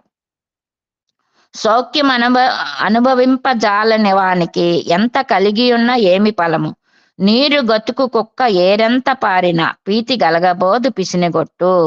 మనకు అనేక మార్గాల్లో చూపిస్తున్నారు సత్యధర్మ శాంతి ప్రేమలు. భగవంతుడిని మనం ఏదో రకంగా కొలుస్తున్నాం కనుక, కానీ ఆ మార్గాల్ని మనం విడిచిపెట్టి దేనికోసమో ప్రాకులాడుతున్నాం. దీనికి మనం మహాభారతంలో తెలుసుకోవచ్చు. ఎందుకంటే పాండవులు 5గురిని కూడా కౌరవులు నిరంతరము వాళ్ళని హింసిస్తూ ఉంటారు. చిట్ట చివరికి వాళ్ళకి 12 సంవత్సరాల అరణ్యవాసం కూడా వేస్తారు. బతుకు జీవుడు అని వాళ్ళేదో వాళ్ళ జీవనం సాగిస్తూ ఉండి వాళ్ళకున్న దాంట్లో వాళ్ళు భగవంతుని అనుగ్రహంతో ఒక అక్షయ పాత్రుండి దానిని నలుగురికి పెడుతూ వాళ్ళు జీవనం సాగిస్తూ ఉంటే, కౌరవులు వీళ్ళు ఈ రాజ్యాన్ని అంతటిని, అటు పాండవులది వీళ్ళది రెండింటిని కలుపుకున్నప్పటికీ ఏం చేస్తారు, వాళ్ళు ఏం చేస్తున్నారని గూఢాచార వ్యవస్థ. ఇంకా వాళ్ళని పరీక్షించడానికి దుర్వాస మహాముని కూడా పంపించు ఉంటారు. కానీ వీళ్ళు సత్య ధర్మ శాంతి మార్గంలో ఇప్పుడు స్వామి చెప్పినట్టుగా వాటిని ఆచరించడం వల్ల భగవంతుడే వారికి ఆ కష్టాల నుండి ఏ విధంగా ఆ అనుగ్రహం, దుర్వాసుని వాళ్ళని కూడా అక్కడి నుండి వెడలగొట్టడం జరిగిన కథ అంతా మనకి తెలుసు ఉదాంతం. అంటే ఎన్ని మనకి మంచి దారులున్నా, ఎన్ని అనుభవించాలన్నా కూడా పక్కవారి పైన అసూయ ఉండేటప్పుడు మనం వాళ్ళని ఎటువంటి హింసలకు గురి చేయాలని ఆలోచిస్తాం తప్ప మనం ఉన్న దాంతో తృప్తి చెందమనేది దీని యొక్క భావం అండి. పవిత్రమైన అవకాశములు మన జీవితంలో ఎన్ని సంప్రాప్తం అవుతున్నాయి, కానీ వాటిని మనం చక్కగా విచారణ చేయక కాలం వ్యర్థం గావించి మన కర్మను కూడా నిరర్థకం గావించుకొని జీవితాన్ని కేవలం దుర్వినియోగపరుచుకుంటాం. దీనివల్ల చివరికి 100 మంది కౌరవులు కూడా నాశనం అయ్యారనేది కూడా మనం తెలుసుకున్నాం. కనుక స్వామి చెప్పిన ఆచరణలో మనం నడుచుకోవాలని స్వామి విద్యార్థులకి మనకి చెప్తున్నారు. దివ్యాత్మ స్వరూపులైన విద్యార్థులారా, 1 నెల నుండి మీరు అనేక రకములైన విషయములను, మానవునకు అవసరమైన మార్గములను తెలుసుకోగలిగారు. సరే, ఈ నెల రోజులు ఈ వేసవి తరగతుల్లో మీరు విన్నారు కదా, ఎన్నో మంచి విషయాలు తెలుసుకున్నారు. మీరు విన్న విషయములను మీ భవిష్యత్తునందు ఆచరణ రూపంగా ప్రతిష్ఠ అయిపోవాలి. అయితే మీరు విన్నవి ఇక్కడే విని విడిచిపెట్టకండి, మీరు వీటిని మీ భవిష్యత్తులో రూపొందించుకోవాలి అని చెప్పారు. అప్పుడే మీరు పవిత్రమైన మార్గమునందు ప్రవేశించి ఆదర్శవంతమైన జీవితాన్ని అందించినటువంటి వీరులవుతారు. దీనికి ఒక చిన్న ఉదాహరణ. విన్న విషయములను తాత్కాలికంగా ఏదో ఒక ఉద్రేకవశాత్తు ఉత్సాహపూరితంగా ఉల్లాసవంతంగా అప్పటికప్పుడు జరపటం సర్వసామాన్యమైనటువంటిది. ఇది తీవ్ర వైరాగ్యమని చెప్పబడదు, ఇది కేవలం మంద వైరాగ్యమనే చెప్పబడుతుంది. ఇది నాలాంటి వాళ్ళకే చెందుతుంది. ఏవైనా మంచి విషయాలు ఈ డయాస్లో మనం విండేటప్పుడు మన మనసుకి ఎంతో బాగున్నాయి అని వాటిని అనుకుంటూ ఉంటాం. తర్వాత ఆ ప్రసంగం అయిపోయిన తర్వాత మళ్ళీ మామూలు స్థితికే వస్తాము అని. అలాంటి వైరాగ్యము అది మంచిది కాదు, మంద వైరాగ్యం అంటారు అని చెప్పారు. ఉత్తర దేశమున దీనికి ఒక కథ కూడా చెప్పారు. ఉత్తర దేశమున పిండి మిల్లు యజమాని ఒకడు ఉండేవాడు. సాయిరాం. ఈ అవకాశాన్ని నాకు మరొక్కసారి అందించినటువంటి భగవాన్ సత్యసాయి బాబా వారికి, అదే విధంగా మన గురుతుల్యులు మల్లె లక్ష్మీనారాయణ గారికి కూడా ధన్యవాదాలు తెలుపుకుంటూ సాయిరాం. ఓం శ్రీ సాయిరాం. భగవాన్ దివ్యశ్రీ చరణాలకు హృదయపూర్వకమైనటువంటి అభివాదాలు చేసుకుంటూ ఈ ధారావాహికలో ఆత్మారామంలో ఉన్నాము. ఇప్పటి వరకు మన మేడం గారు ఎన్నో విశేషాలు, శీలము త్యాగము అనేటి గురించి, ఏకాగ్రతల గురించి ఎన్నో విశేషాలు, మోక్ష ప్రాప్తిలో మనం చేసేటువంటి మన ప్రయత్నాలు, ఇవన్నీ కూడా ఎన్నో చెప్పారు.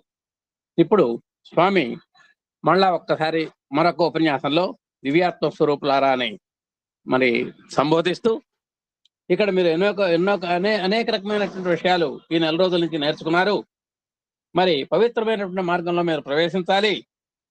విన్న విషయాలన్నీ కూడా తాత్కాలికంగా ఏదో ఉద్రేకవశాత్తు ఉత్సాహపూరితంగానో ఉల్లాసవంతంగానో అప్పటికప్పుడు ఏదో చొక్కా ఇప్పినట్టుగా కాకుండా మీరు దీన్ని శాశ్వతంగా మీరు పునఃప్రతిష్ఠించుకోవాలి. తీవ్ర వైరాగ్యం అని చెప్పబడదు, ఇది కేవలం మంద వైరాగ్యం అని చెప్పబడుతుంది అని. అంటే మనం ఆ మోక్ష ప్రాప్తి కావాలంటే తీవ్ర వైరాగ్యం కావాలి. అలాంటి తీవ్ర వైరాగ్య భావాలను కూడా మనం నెమ్మదిగా మనం పెంపొందించుకోవాలని చెప్పుకుంటూ ఒక చిన్న కథ ఒకటి చెబుతున్నారు. ఉత్తర దేశంలో పిండి మిల్లు యజమాని ఒకడు ఉండేవాడు. అది ఫ్లోర్ మిల్, దానికి యజమాని. అతడు పరమ లోభి. అతడు ఒకనాడు హరికథ వినటానికి వెళ్ళాడు. అక్కడ హరికథ చెప్పే వ్యక్తి ఈ విధంగా ఒక చక్కటి పద్యం చెప్పాడు. అన్నదానము కన్నా అధిక దానం వేది, తల్లిదండ్రుల కన్న దైవమేది, జపతపముల కన్న సత్యశీలం వేది, దయ కంటే ఎక్కువ ధర్మమేది, సుజన సంగతి కన్నా చూడ లాభం వేది, క్రోధం కన్న శత్రుత్వమేది, రుణము కంటను నరులకు రోగమేది, ధరణి నపకీర్తి కంటను మరణమేది, సర్వదా కీర్తి కంటను సంపదేది, స్మరణ కంటను మించు ఆభరణమేది అని ఆ హరికథ కూడా ఓ పద్యం చెప్పాడు.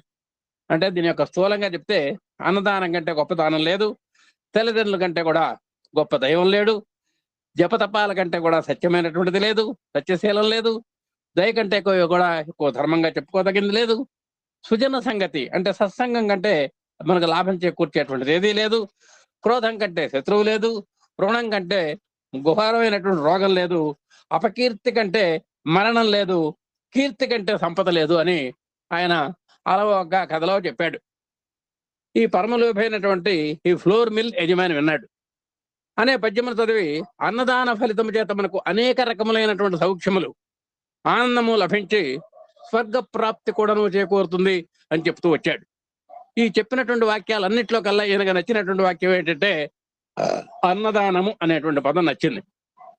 దానివల్ల ఎన్నో రకాల సౌఖ్యాలు వస్తాయని, ఆనందాలు లభిస్తాయని, చివరికి స్వర్గం కూడా లభిస్తుంది అనేటువంటి ఒక సారాంశాన్ని హరికథకుడు చెప్పినటువంటి వాటిల్లో ఈయన మనసుకు నాటుకుంది. ఆ పలుకులు విన్న మిల్లు యజమాని తన ఇంట చెడిపోయి పడి ఉన్నటువంటి పాత గోధుమ పిండిని రొట్టెలు చేయించి వాటిని దానం చేసి తన్మూలమున పరమ ప్రాప్తిని పొందవలనని ఒక కుచితపు ఆలోచన చేశాడు. ఎన్నాళ్ళలో ఉంది, స్టాక్ పడి ఉంది పాత పిండి, ఆ గోధుమ పిండి.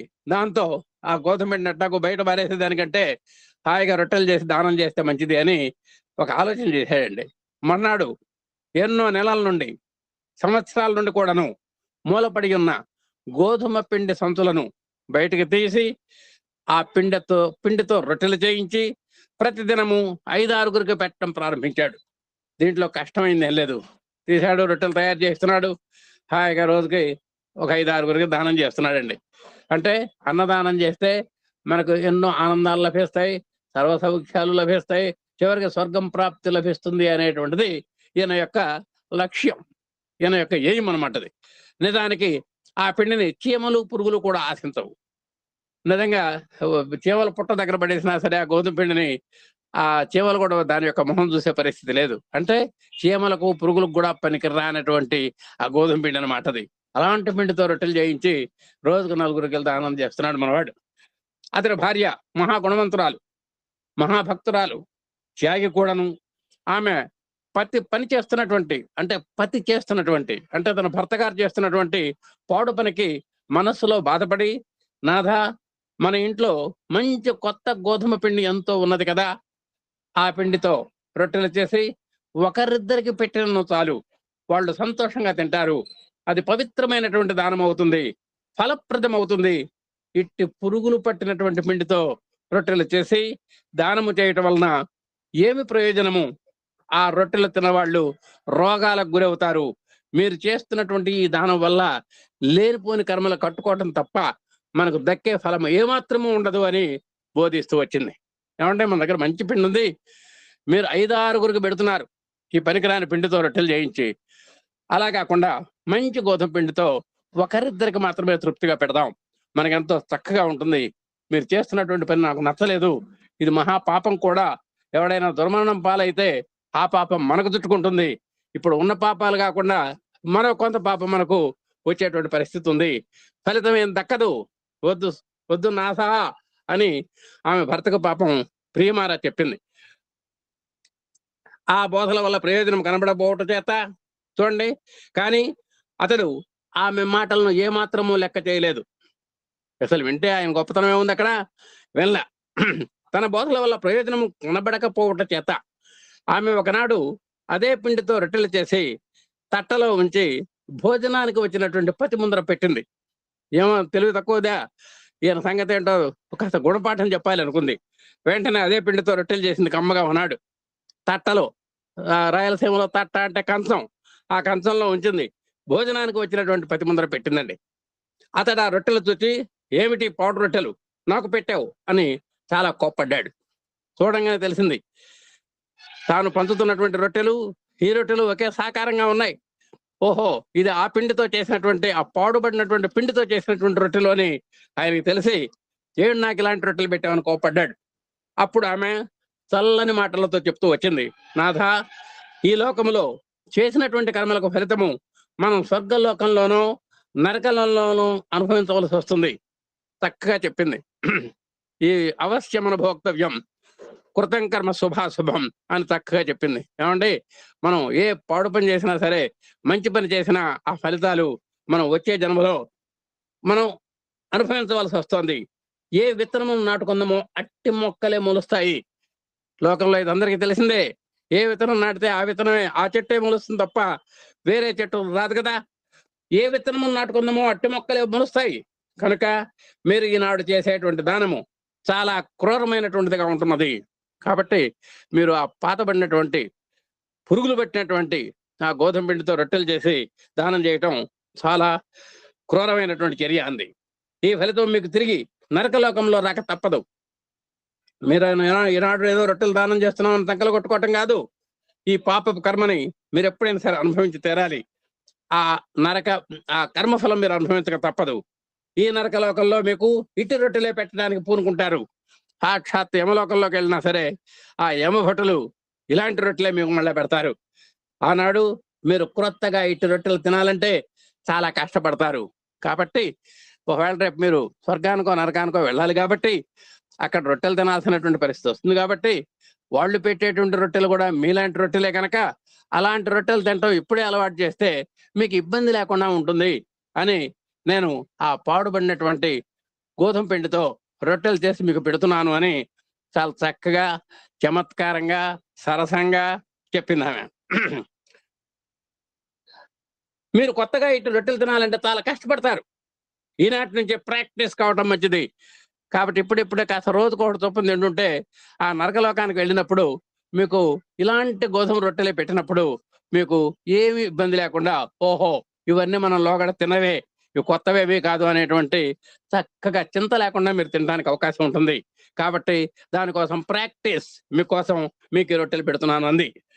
మీకు పవిత్రమైనటువంటి రొట్టెలు చిక్కడం అక్కడ అసాధ్యం.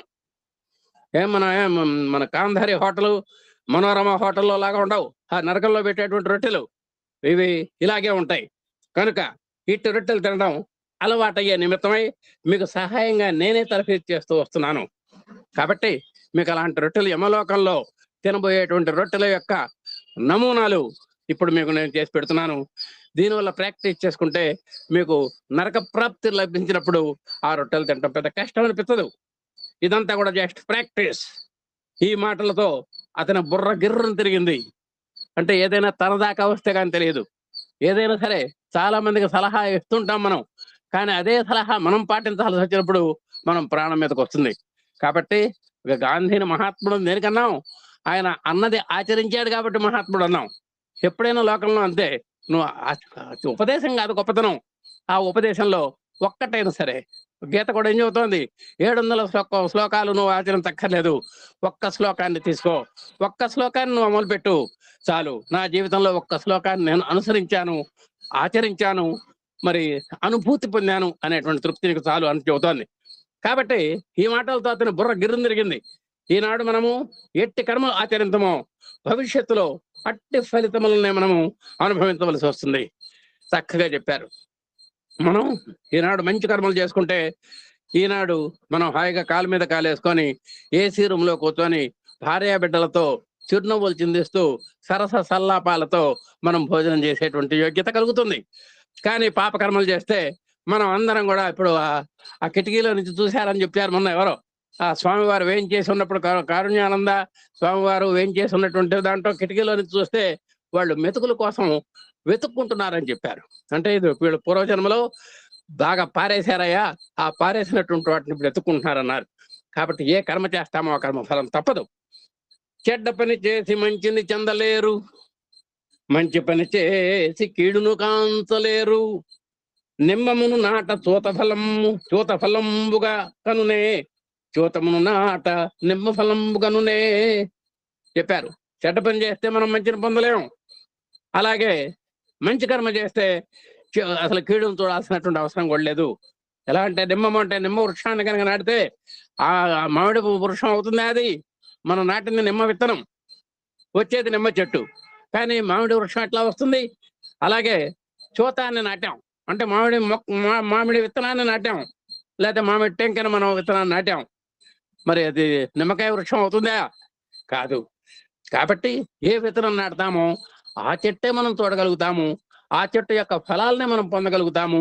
అలాగే మీరు చెడ్డ కర్మలు చేస్తే చెడుని అనుభవించవలసి వస్తుంది, మంచి కర్మ చేస్తే మంచి కర్మలు అనుభవిస్తుంది అంతే. అందుకనే రక్షంతి పుణ్యాన్ని పురాకృతాన్ని అని ఒక జీవో పాస్ అయింది. అంటే మీ యొక్క పూర్వపుణ్యాలు, పూర్వ చేసుకున్నటువంటి పుణ్య కార్య ఫలాలు మిమ్మల్ని రక్షిస్తూ ఉంటాయి. ఒక్కోసారి త్రుటిలో ప్రమాదం తప్పిందంటాం. ఏమంటే ఒక్క అర సెకండ్లో, ఒక అర సెంటీమీటర్ పక్కగా లారీ వెళ్ళిపోయిందండి. నిజంగా అర సెంటీమీటర్ కనుక ఇటు వస్తే నేను దాని కింద పడిపోయేవాడినే అంటాం. ఇవన్నీ కూడా మనం అన్వయించుకుంటే రక్షంతి పుణ్యాని పురాకృతాని, నీ యొక్క ఎస్బిలో బ్రహ్మాండమైనటువంటి నీ యొక్క సత్కర్మ ఫలం క్రెడిట్లో ఉన్నది కనుక నువ్వు ఆ లారీ నిన్ను తాకకుండా వెళ్ళిపోయింది. ఊరికొక్క ఇసురు వెళ్ళిపోయింది అంతే తప్ప తాకుండా వెళ్ళిపోయింది. ఆ తాకుండా వెళ్ళడంలో ఆ ఆధ్యాత్మిక రహస్యం ఏమిటంటే నువ్వు చేసుకున్నటువంటి పుణ్య కార్య ఫలం, అది అకౌంట్. అది మనం గమనించాలి. మనము ఈ వర్తమానమునందు ఎట్టి కర్మలు ఆచరించడానికి నడుము ఉంచి పనిచేద్దామో భవిష్యత్తునందు అట్టి ఫలితమే మనకు దక్కుతుంది. ఇప్పటిదాకా మనం చెప్పుకున్న సిద్ధాంతాలంతా ఇవే. కాబట్టి మనం ఇప్పుడు చేసేది ఏంటంటే స్వామి చెప్పేది, ఏమయ్యా గతం గత, నిన్న అనేది 16వ తారీఖు మళ్ళా రాదు, 18వ తారీఖు చూస్తామో లేదో తెలియదు. కాబట్టి 17వ తారీఖునే మనం చేయవలసినటువంటి మంచి పనులు ఏమైనా ఉంటే చేయదగినవి, చేయవలసినవి, మన సత్తా కొద్దీ యథాశక్తి చేయగలిగినవి నువ్వు చేస్తూ ఉండు. ఈ విధంగా ప్రతిరోజు అనుకుంటుండాలి మనం. ప్రజెంట్ ఈజ్ చాలా గ్రేట్, వర్తమానం చాలా గొప్పది. వర్తమానాన్ని వదిలిపెట్టి నువ్వు భూతంలో ఉన్న విషయాలన్నీ నెమరు వేసుకుంటూ పాడు చేసుకుంటున్నావు వర్తమానాన్ని. అలాగే భవిష్యత్తులో వాడు ఇంజనీర్ అవుతాడో లేదో, వాడు పెళ్ళం వచ్చిన తర్వాత మనకు అన్నం పెడతాడో లేదో, ఇవన్నీ మనకు ముందుగానే ఊహించుకుంటాం. ఆ భవిష్యత్తును ఊహించుకోవటం దేనికి, కాలం వృధా చేసుకోవటం దేనికి, ఈ గడిచిపోయిన దాన్ని నెమరు వేస్తూ కాలాన్ని పాడు చేసుకోవటం దేనికి. కాబట్టి నువ్వు వర్తమానం చాలా గొప్పది కాబట్టి వర్తమానంలో ప్రతి క్షణాన్ని బంగారంలాగా చూసుకోవాలి. అందుకని కణసశ్చైవ, క్షణం మనం సద్వినియోగం చేసుకోవాలి. కణాన్ని, డబ్బును కూడా పైసాని కూడా జాగ్రత్తగా చూసుకోవాలి. అలాగే ప్రతి క్షణాన్ని కూడా జాగరూకతతో చూసుకోవాలి. ప్రజెంట్లో అంటే సద్వినియోగం చేయడానికి ప్రయత్నం చేయాలి అని. ఈ వర్తమానం నందు ఎట్టి కర్మలు ఆచరించడానికి నడుము పనిచేతమో భవిష్యత్తునందు అట్టి ఫలితమే మనకు దక్కుతూ ఉంటుంది. కనుక ఇప్పుడు మనము పవిత్రమైన భావముల చేత పవిత్రమైనటువంటి తలంపు పెంచుకొని పవిత్రమైన కార్యములందు ప్రవేశించి జీవితమును పవిత్రముగా అంచము కావించుకోవడం నిజముగా మానవత్వానికి తగినటువంటి కర్తవ్యము. 3 చెప్పారు డ్యూటీస్ స్వామి. పవిత్రమైన భావాలు చూసుకో ఎప్పుడు కూడా. ఎప్పుడు నీ యొక్క థాట్స్, వాచ్ యువర్ థాట్స్, నీ యొక్క జాగ్రత్తగా ఉండాలి. అలాగే పవిత్రమైన తలంపులు, పవిత్రమైనటువంటి భావాలు అంటే వాచ్ అనేటువంటిది ఇక్కడ చాలా జాగ్రత్తగా ఉండాలి. అందుట్లో భావాలు అన్నారు. నీ యొక్క థాట్స్ గొప్పగా ఉండాలి. నీ యొక్క ఆశయాలు మహత్తరంగా ఉండాలి. చిన్న ఆశయాలు పెట్టుకోకూడదు. ఆశయం గొప్పగా ఉండాలి, లక్ష్యం గొప్పగా ఉండాలి. అలాగే నీ యొక్క ఆ విధంగా పెంచుకుంటూ కార్యంలో కూడా వాటిని నెమ్మదిగా ఆచరణలో పెట్టడానికి కూడా ప్రయత్నం చేయాలి. ఈ విధంగా నీ యొక్క మనసు మాట చేత చక్కగా ఏకీకృతంగా ఒకే రకంగా ఉన్నట్టయితే నిన్ను మహితుడు అంటారు. ఎవరైతే 3 సమానంగా ఉంటాయో ఆయనే మహాత్ముడు. ఎవరైతే ఇవి అడ్డదిడ్డంగా ఉంటాయో మనసు ఒక రకంగా ఉంటుంది, మాట ఏదో చెబుతాడు, క్రియ ఇంకేదో చేస్తాడు. ఈ విధంగా ఒకదానికొకటి పొంతం లేకపోతే మూడిట్లో త్రికరణ అశుద్ధి అంటాను దీన్ని. ఉన్నవాడు కేవలం దురాత్ముడు అవుతాడని మనకు ఎన్నోసార్లు చెప్పారు. కాబట్టి నీ యొక్క మనసు పవిత్రంగా ఉంచుకో, భావాలను పవిత్రంగా ఉంచుకో, కార్యాలను పవిత్రమైనటువంటి కార్యాలుగా నువ్వు ఆచరించడం మొదలుపెట్టు. దివ్యాత్మ స్వరూపులారా, రేపటితో మన యొక్క సమావేశములు పూర్తవుతాయి. అబ్బాయి దగ్గర పడ్డాం.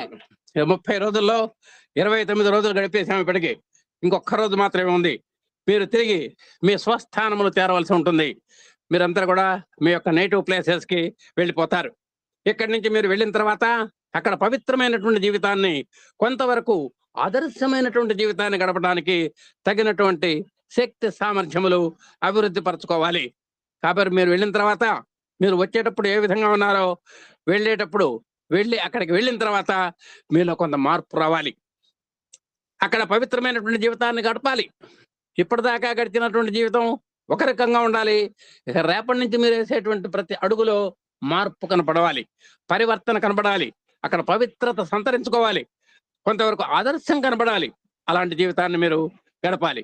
దానికి అనేటువంటి శక్తి సామర్థ్యము మీరు బాగా కూడగట్టుకోవాలి.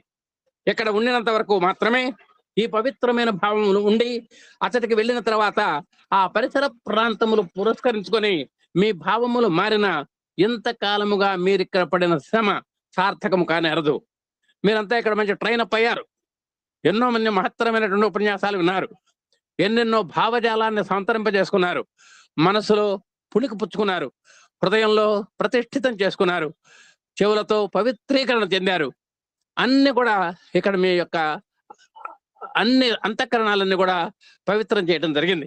అలాంటి అంతఃకరణ పవిత్రంతో మీరు వెళ్తున్నారు. ఇప్పుడు మళ్ళా మీరు అక్కడికి వెళ్ళి మళ్ళా పాత వాసనలు పట్టుకొని పాత అలవాట్లలో అక్కడే మునిగి మళ్ళా పాత స్నేహితులు, పాత వాతావరణము ఇలా గనక మీరు చేసినట్టయితే ఇప్పుడు మనం 30 రోజులుగా చేసినటువంటి శ్రమ అంతా కూడా సార్థకం కానేరదు. నో వెయిన్, వృధా అని చెప్పారు. మీ భావములు మారిన ఇంతకాలముగా మీరు ఇక్కడ పడినటువంటి శ్రమ సార్థకము కానేరదు. మిమ్మల్ని చూసిన తక్షణమే మీ తల్లిదండ్రులు ఎంతయో ఆనందపడాలి.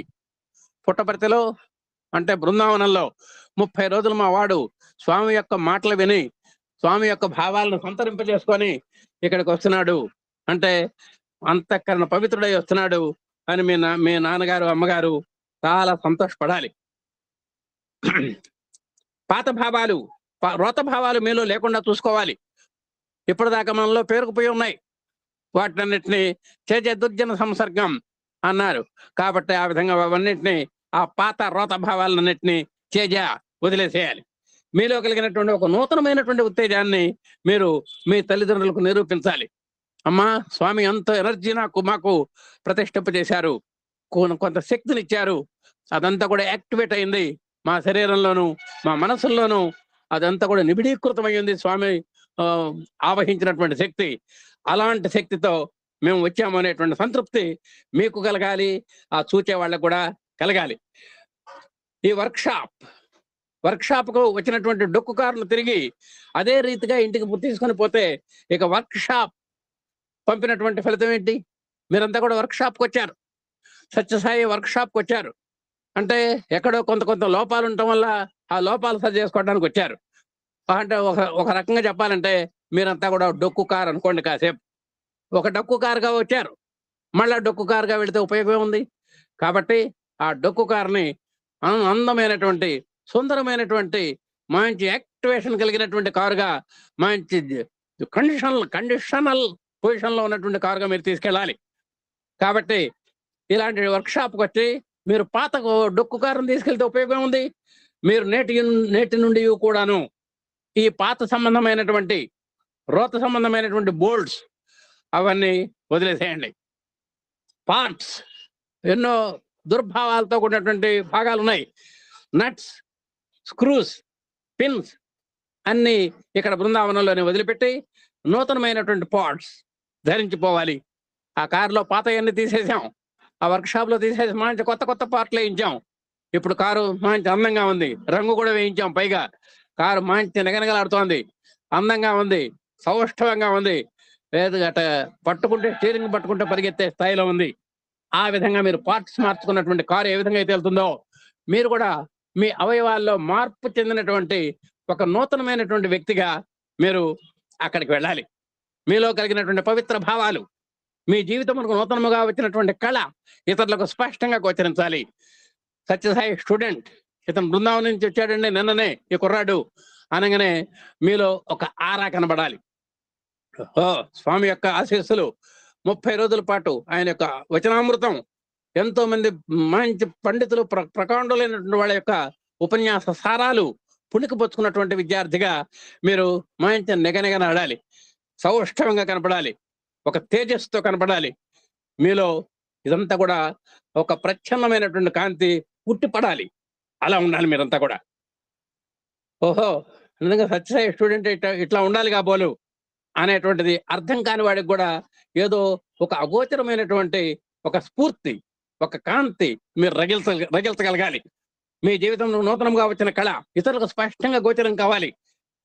సాయి ఫోల్డ్లో ఉన్నటువంటి వాళ్ళకి, సాయి ఫోల్డ్లో లేనటువంటి వాళ్ళకి కూడా నీలో ఒక ప్రత్యేకమైనటువంటి ఒక దివ్యమైనటువంటి ఒక తేజస్సు సంతరింపజేసుకోవాలి. నువ్వు ఈ విధమైనటువంటి భావ మార్పు చేత, ప్రవర్తనల మార్పు చేత, హృదయ మార్పుల చేత మీరు కేవలము మీ జీవితమనే మార్చుకోవడం కాక ఇతరులను కూడాను ఈ విధమైనటువంటి మార్గంలో ప్రవేశపెట్టడానికి పురికొల్పాలి. కాబట్టి మీరే కాదు, మీరు మార్పు చెందడమే కాదు, మీ మీ భావాల్లో మార్పు రావాలి, మీ నడవడికలో మార్పు రావాలి, మీ హృదయంలో మార్పు రావాలి. ఒక మాట మాట్లాడితే ఆణిముత్యంలాగా ఉండాలి, ఒక భావన వెలిబుస్తే అది జగద్హితంగా ఉండాలి. కుటుంబ సంక్షేమానికి, మన గ్రామ సంక్షేమానికి, జగద్హితానికి ఉన్నట్టుగా మాట్లాడాలి. ఆ విధంగా హృదయం పవిత్రంగా ఉండాలి. అంత వసుధైక కుటుంబం నీ యొక్క హృదయంలో పరిఢవిల్లాలి. అలాంటి తత్వంతో నువ్వు ఒక నూతనమైనటువంటి వ్యక్తిగా వాళ్ళకి స్ఫూర్తివంతంగా కనబడాలి. ఇతరులు కూడాను ఈ విధమైన మార్గంలో ప్రవేశించడానికి పురుకొల్పాలి. మీ స్నేహితులు ఎవరైనా బీడీలు సిగరెట్లు తాగుతుంటే వాళ్ళని నెమ్మదిగా మార్చగలిగేటువంటి శక్తి నీలో ఉంది కాబట్టి వాళ్ళని నెమ్మదిగా మార్చగలగాలి. వాళ్ళలో ఉన్నటువంటి దురలవాట్లను కూడా మీరు రూపుమాపగలగాలి. మీరు ఎలా మారారో వాళ్ళని కూడా అలా మార్చగలగాలి. ఓ విద్యార్థులారా, ఇహం అన్నటువంటిది శాశ్వతము కాదు. ఇందాక చెప్పారు ఇహలోకం అని, పరలోకం అని. ఇహము అంటే ఇప్పుడు మనం నడుస్తున్నటువంటి జగత్తు, పరము అంటే నిన్న మనం చెప్పుకున్నాం తాడు అంటే బ్రహ్మం అని, మరి పాము అంటే జగత్ అని. అది ఇహము అంటే ఆ జగత్ అంతా కూడా ఇహం అంటారు దీన్ని. మనం పొందుతున్నటువంటి అనుభూతులు, తల్లిదండ్రులు, మన శరీరము, అవయవాలు, ఇంద్రియాలు, వ్యాపారాలు, ఇవన్నీ అనుభూతులు. ఈ ఆనందానుభూతులు, మరి మరి దుఃఖానుభూతులు, ఇవన్నీ మనం ఇహలోకంలో అనుభవిస్తాం. కానీ ఇది శాశ్వతం కాదు. అసలు మనమే శాశ్వతం కాదు. మనం ఉన్నటువంటి జగత్ ఎట్టా శాశ్వతం అవుతుంది చెప్పండి? జగత్తు వస్తుంది పోతుంది. అలాగే మనం కూడా ఆనా జ్ఞాన అనేటువంటిది మనకు కూడా ఉన్నది. డేట్ ఆఫ్ బర్త్ ఉంది, డేట్ ఆఫ్ డెత్ ఉంది. మనకే కాదు, మన పూర్వీకులు ఎంతో మంది మన ఇంట్లో పుట్టారు. వాళ్ళంతా కూడా వాళ్ళ కార్యక్రమాలని చేశారు, శభాష్ అనిపించుకున్నారు. వాళ్ళు కూడా దివ్య జీవనాన్ని గడిపి భవ్యంగా నవ్యంగా వెళ్ళారు వాళ్ళంతా కూడా. అది ఎన్నాళ్ళు బతికామని కాదు మనకు కావాల్సింది, ఆ బ్రతికినన్న నాళ్ళు ఎలా బ్రతికాము, అది దివ్య జీవనమా దీర్ఘ జీవనమా అనేటువంటిది మనం అప్పుడప్పుడు చెప్పుకుంటాం. అలాంటి దివ్య జీవనంలో మనం ఉండాలి. కాబట్టి మనం ప్రస్తుతం ఇహంలో ఉన్నాం. ఇహం అనేటువంటిది పర్మనెంట్, అది కేవలం అనిత్యమైనటువంటిది. ఇవాళ ఉంటుంది, రేపు పోతుంది. ఏ క్షణంలో ఏ జీవి ఏ విధమైనటువంటి అంత్యమును పొందుతాడో చెప్పుటకు వీలు కాదు. ఎవరు డేట్ ఆఫ్ బర్త్ అని చెప్పచ్చు, మనం రికార్డెడ్గా ఉంటుంది. కానీ ఎవరి డేట్ ఆఫ్ డెత్ ఎట్లా ఉంటుందో చెప్పలేం. కూతున్న వాళ్ళు కూతున్నట్టే పోవచ్చు, నిద్రపోతున్న వాళ్ళు నిద్రపోతున్నట్టే పోవచ్చు, హాస్పిటల్లో 40 రోజులు యమయాతన పడిపోవచ్చు. ఏ విధంగా ఉంటుందో మరణం, ఎలా ఉంటుందో అందరికీ అనాయాస మరణాలు ఉండకపోవచ్చు. ఈ జీవితము అతికించినటువంటి ముక్కు వంటిది. ముక్కు సహజంగా పెడతాడు భగవంతుడు మనకు. ఎవడైనా ముక్కు లేని వాడికో ముక్కు పెట్టామనుకోండి, అంటే దేనికని పెడుతున్నామంటే ఒక ప్రమాదంలో కాలు కోల్పోయినాడు అనుకోండి, అతనికి కృత్రిమంగా కాలు పెడతారు. అంటే ఆ విధంగా కృత్రిమ అవయవాల యొక్క అమరిక అనేటువంటిది ఇప్పుడు మనకు చాలా మంచి టెక్నాలజీతో వచ్చిందనమాట. అతను కనుక్కోలేం మనం. ఆ విధంగా వాడికి ముక్కు లేదనుకోండి, సపోజ్ 2 రంధ్రాలే ఉన్నాయి అక్కడ, వాడికి ముక్కు పెట్టాం. ఇలాంటి అనిత్యమైనటువంటి జీవితం కొరకు అలాంటి అతికించినటువంటి ముక్కు ఉంటుంది. అతికించిన ముక్కు ఎన్నాళ్ళు ఉంటుంది? గట్టిగా చేయి తగిలినా ఏదైనా తగిలినా కూడా టక్కన ఊడొస్తుంటుంది, మనం పెట్టుకుంటుండాలి. అంటే ఆ విధంగా అలాంటిది మన జీవితం. ఇలాంటి అనిత్యమైనటువంటి జీవితం కొరకు మనం సర్వస్వంను ధారపోస్తూ ఉంటాము. ఇది అనిత్యం అని తెలుసు, కానీ మన శరీరం నిత్యం కాదని తెలుసు. దానికి పాండ్స్ పౌడర్ రాస్తాం, మంచి క్రీమ్ రాస్తాం, ఎక్కడికైనా వెళ్ళేటప్పుడు పెళ్లి కొడుకులాగా తయారై వెళ్తాం, సఫారీ డ్రెస్ వేస్తాం, 4 సార్లు దూకుంటాం, మళ్ళా దువ్వెన మళ్ళీ పెరజేబులో పెట్టుకుంటాం, మళ్ళా అక్కడికి వాళ్ళింటికి వెళ్ళంగానే ఆ డోర్ తెరవబోయే లోపల మళ్ళీ ఇంకోసారి దూకుంటాం. ఇన్ని ఉపచారాలు చేస్తాం. భగవంతుడికి 16 ఉపచారాలే, మనకు 60 ఉపచారాలు, 60 ఉపచారాలు ఉంటాయి మనకు. ఇన్ని చేస్తుంటాం. దేనికని? అనిత్యం అని తెలిసి కూడా నిత్య సత్యమైనటువంటి దాని గురించి ఏమాత్రము తలంచకుండా ఉంటున్నాము. కానీ మన నిత్యం అనేటువంటిది ఏమిటో, ఆ పరమాత్మ అనేటువంటి వాడు నిత్యము. మనం ఆయన దగ్గర నుంచి వచ్చాము, ఆయన వల్ల ఈ జీవితాన్ని అనుభవిస్తున్నాము. చివరికి 2 అడ్రస్ అదే మన కవర్ మీద అనేటువంటిది ఒక నిత్యం, ఒక అనుక్షణం కూడా మనం ఆలోచించలేము. ఎన్ని ప్రోగు చేసుకున్నప్పటికీ ఇవి ఏ నాటికైనా మనం విసర్జించక తప్పదు. చూసారా, అలెగ్జాండర్ లాంటి వాడు పోతూ 2 చేతులు ఎత్తాడు. ఏమిటి సార్ ఏమన్నారు? ఏమిటి 2 చేతులు ఎత్తడం అంటే, ఆ ఊరేగింపులో 2 చేతులు ఎత్తమన్నాడు. దేనికని? నేను ఏమీ తీసుకెళ్ళటం లేదు, నేను ఉత్త చేతులతో వెళుతున్నాను. నేను ఇంత సాధించినా, ఇన్ని రాజ్యాలు సంపాదించినా, ఇంత ప్రపంచ విజేతనని పెద్ద మునగాళ్ళలాగా కీర్తి ప్రతిష్టలు పొందినప్పటికీ నేను ఏమీ తీసుకెళ్ళడం లేదు, రిక్త హస్తాలతో నేను పరలోకానికి వెళుతున్నాను అని చాటు చేయించాడు. కాబట్టి నువ్వు ఎప్పుడంటే నువ్వు సంపాదించుకున్న కోట్లన్నీ ఎక్కడికి పోవు, అవి బ్యాంకులో ఉంటాయి. నువ్వు సంపాదించిన నగలన్నీ లాకర్లో ఉంటాయి. నీ భార్య ఇంట్లో ఉంటుంది. నీ ఫ్రెండ్స్ అందరూ కూడా శ్మశానం వరకు వస్తారు. ఏది మహాప్రస్థానం దాకా నీ యొక్క శరీరం చితి దాకా పెడుతుంది. ఏమిటి చెప్పండి, నీతో వచ్చింది ఏమిటి? శరీరం కూడా, నువ్వు ధరించినటువంటి శరీరం కూడా అక్కడ దహించబడింది. ఏమంటే కపాల మోక్షం అయింది, వెళ్ళండి సార్ అంటారు. ఇంకా మరి ఏమిటి మనతో పాటు వచ్చింది? నిన్న గురువు గారు చెప్పినట్టు మంచి చెడు మాత్రమే. మన మంచి చెడు మాత్రమే. నువ్వు సత్కర్మ ఫలం, దుష్కర్మ ఫలం, ఈ 2 ప్యాకేజీలు, దీన్నే కర్మమాల అంటాం. ఈ కర్మమాల ఒకటే మెడలో వేసుకొని మనం పరలోకానికి వెళుతుంటాం. మనం బ్రతికినను మరణించినను సార్థకమైనటువంటి పేరును తీసుకొని పోవాలి. శభాష్ అల్లూరి సీతారామరాజు అంటున్నాం ఈనాడు. దేనికని? ఆయన మనకు ఎంతో బ్రహ్మాండమైనటువంటి త్యాగం చేశాడు. అమరజీవి పొట్టి శ్రీరాములు అంటున్నాము. దేనికని? ఆంధ్ర రాష్ట్రాన్ని, ప్రాణాన్ని అంకితం చేసి, ప్రాణాన్ని పణంగా పెట్టి మనకు ఆంధ్ర రాష్ట్రాన్ని ఇచ్చాడు. ఈ విధాటానే దేశం కోసం గాంధీ గారు మరి అంత ఆత్మార్పణ చేశాడు. మరి ఏదో ఒకటి మంచి పని చేసి వెళ్ళాలి. మనం ఈ జగత్తులో బ్రతికినను మరణించినను సాధ్యమైనటువంటి పేరును తీసుకొని పోవాలి. పేరు మాత్రం మర్చిపోకూడదు. పేరు చిరస్థాయిగా ఉండాలి. ఈ జగత్తులో శాశ్వతంగా నిలుతున్నటువంటిది పేరు ఒకటి మాత్రమే. నువ్వేం చేశావో, నువ్వు మంచి పని చేసినట్టయితే నీ పేరు శిలాఫలకాల మీద చివరికి మిగులుతుంది. ఫలాని వాళ్ళు శిలాఫలకాల మీద మన పేరు, ఫలాని వారి యొక్క సౌజన్యంతో అని. కాబట్టి అదే ఉండాలి. ఈ జగత్తులో శాశ్వతంగా నిలుతున్నది నీ యొక్క పేరు మాత్రమే. కేవలం అది చేస్తా, ఇది చేస్తా, అది చూస్తా, ఇది చూస్తా అనేటువంటి భ్రాంతులకు మీరు ఏమాత్రము గురి కాకూడదు. కొత్త కబుర్లు మాత్రం చెప్పద్దు. ఇవి కేవలం ఊహాగానములే. నువ్వు చేస్తాను, చూస్తాను అన్నటువంటివన్నీ నువ్వు చేసేటువంటి సత్తా ఏం లేదు అక్కడ అర్థమైపోతుంది. అట్లుగాక దేహములో ప్రాణము ఉన్నటువంటి సమయమునందే పవిత్రమైనటువంటి జీవితాన్ని గడిపి సాటి మానవులకు సహాయం చేసి సమాజ సేవ యందు జీవితమును అంకితము గావించి సర్వేశ్వరుని యొక్క అనుగ్రహానికి పాత్రలు కావాలి. కాబట్టి శరీరమాద్యం ఖలు ధర్మ సాధనం. నీకు చక్కటి దేహం ఇచ్చాడు. ఒక్కటే చెప్పాడు సూత్రం, దేహం లేకుండా నువ్వు పురుషార్థాలు సాధించలేవు అనే తోట చెప్పారు. కాబట్టి ధర్మము, అర్థము, కామము, మోక్షము అనేటువంటి చతుర్విధ పురుషార్థాలను సాధించాలి అంటే you have to get body. నీ యొక్క బాడీ సౌష్ఠవంగా ఉండాలి. శరీరం లేకుండా ఈ నువ్వు అసలు పురుషుడే లేదే పురుషార్థ సాధన ఎక్కడ ఉంటుందండి? పురుషుడు కావాలంటే మొట్టమొదటి పురుషుడికి సంకేతం ఏంటంటే, పురుషుడికి కానీ స్త్రీ కానీ దేహధారణ, అమూల్యమైనటువంటి శరీరం కావాలి. కాబట్టి ఆ శరీరం ఉంటేనే నువ్వు పురుషార్థాలు సాధించగలవు. కావున నువ్వేం చేయాలి అంటే, అట్లా దేహంలో ప్రాణము ఉన్నటువంటి సమయంలోనే అలాంటి పవిత్రమైనటువంటి దేహం నీకు ఇచ్చాడు భగవంతుడు. అది కొన్ని కోట్ల రూపాయలు ఉంటుంది. ఆ దేహంలో ఒక గుండెకాయ ఈనాడు కొన్ని కోట్ల రూపాయలు, మూత్రపిండాలు కొన్ని కోట్ల రూపాయలు. నిజంగా అవన్నీ వెరసి లెక్కలేస్తే పైనుంచి కింద దాకా లెక్కలేసి కింద కూడితే కొన్ని కోట్లు కూడా సరితోగవు మన శరీరానికి.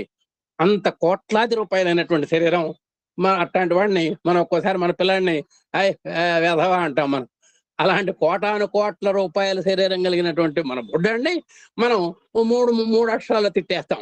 అంటే దాని యొక్క విలువ ఏమిటో మనకు తెలియక. చూసారా?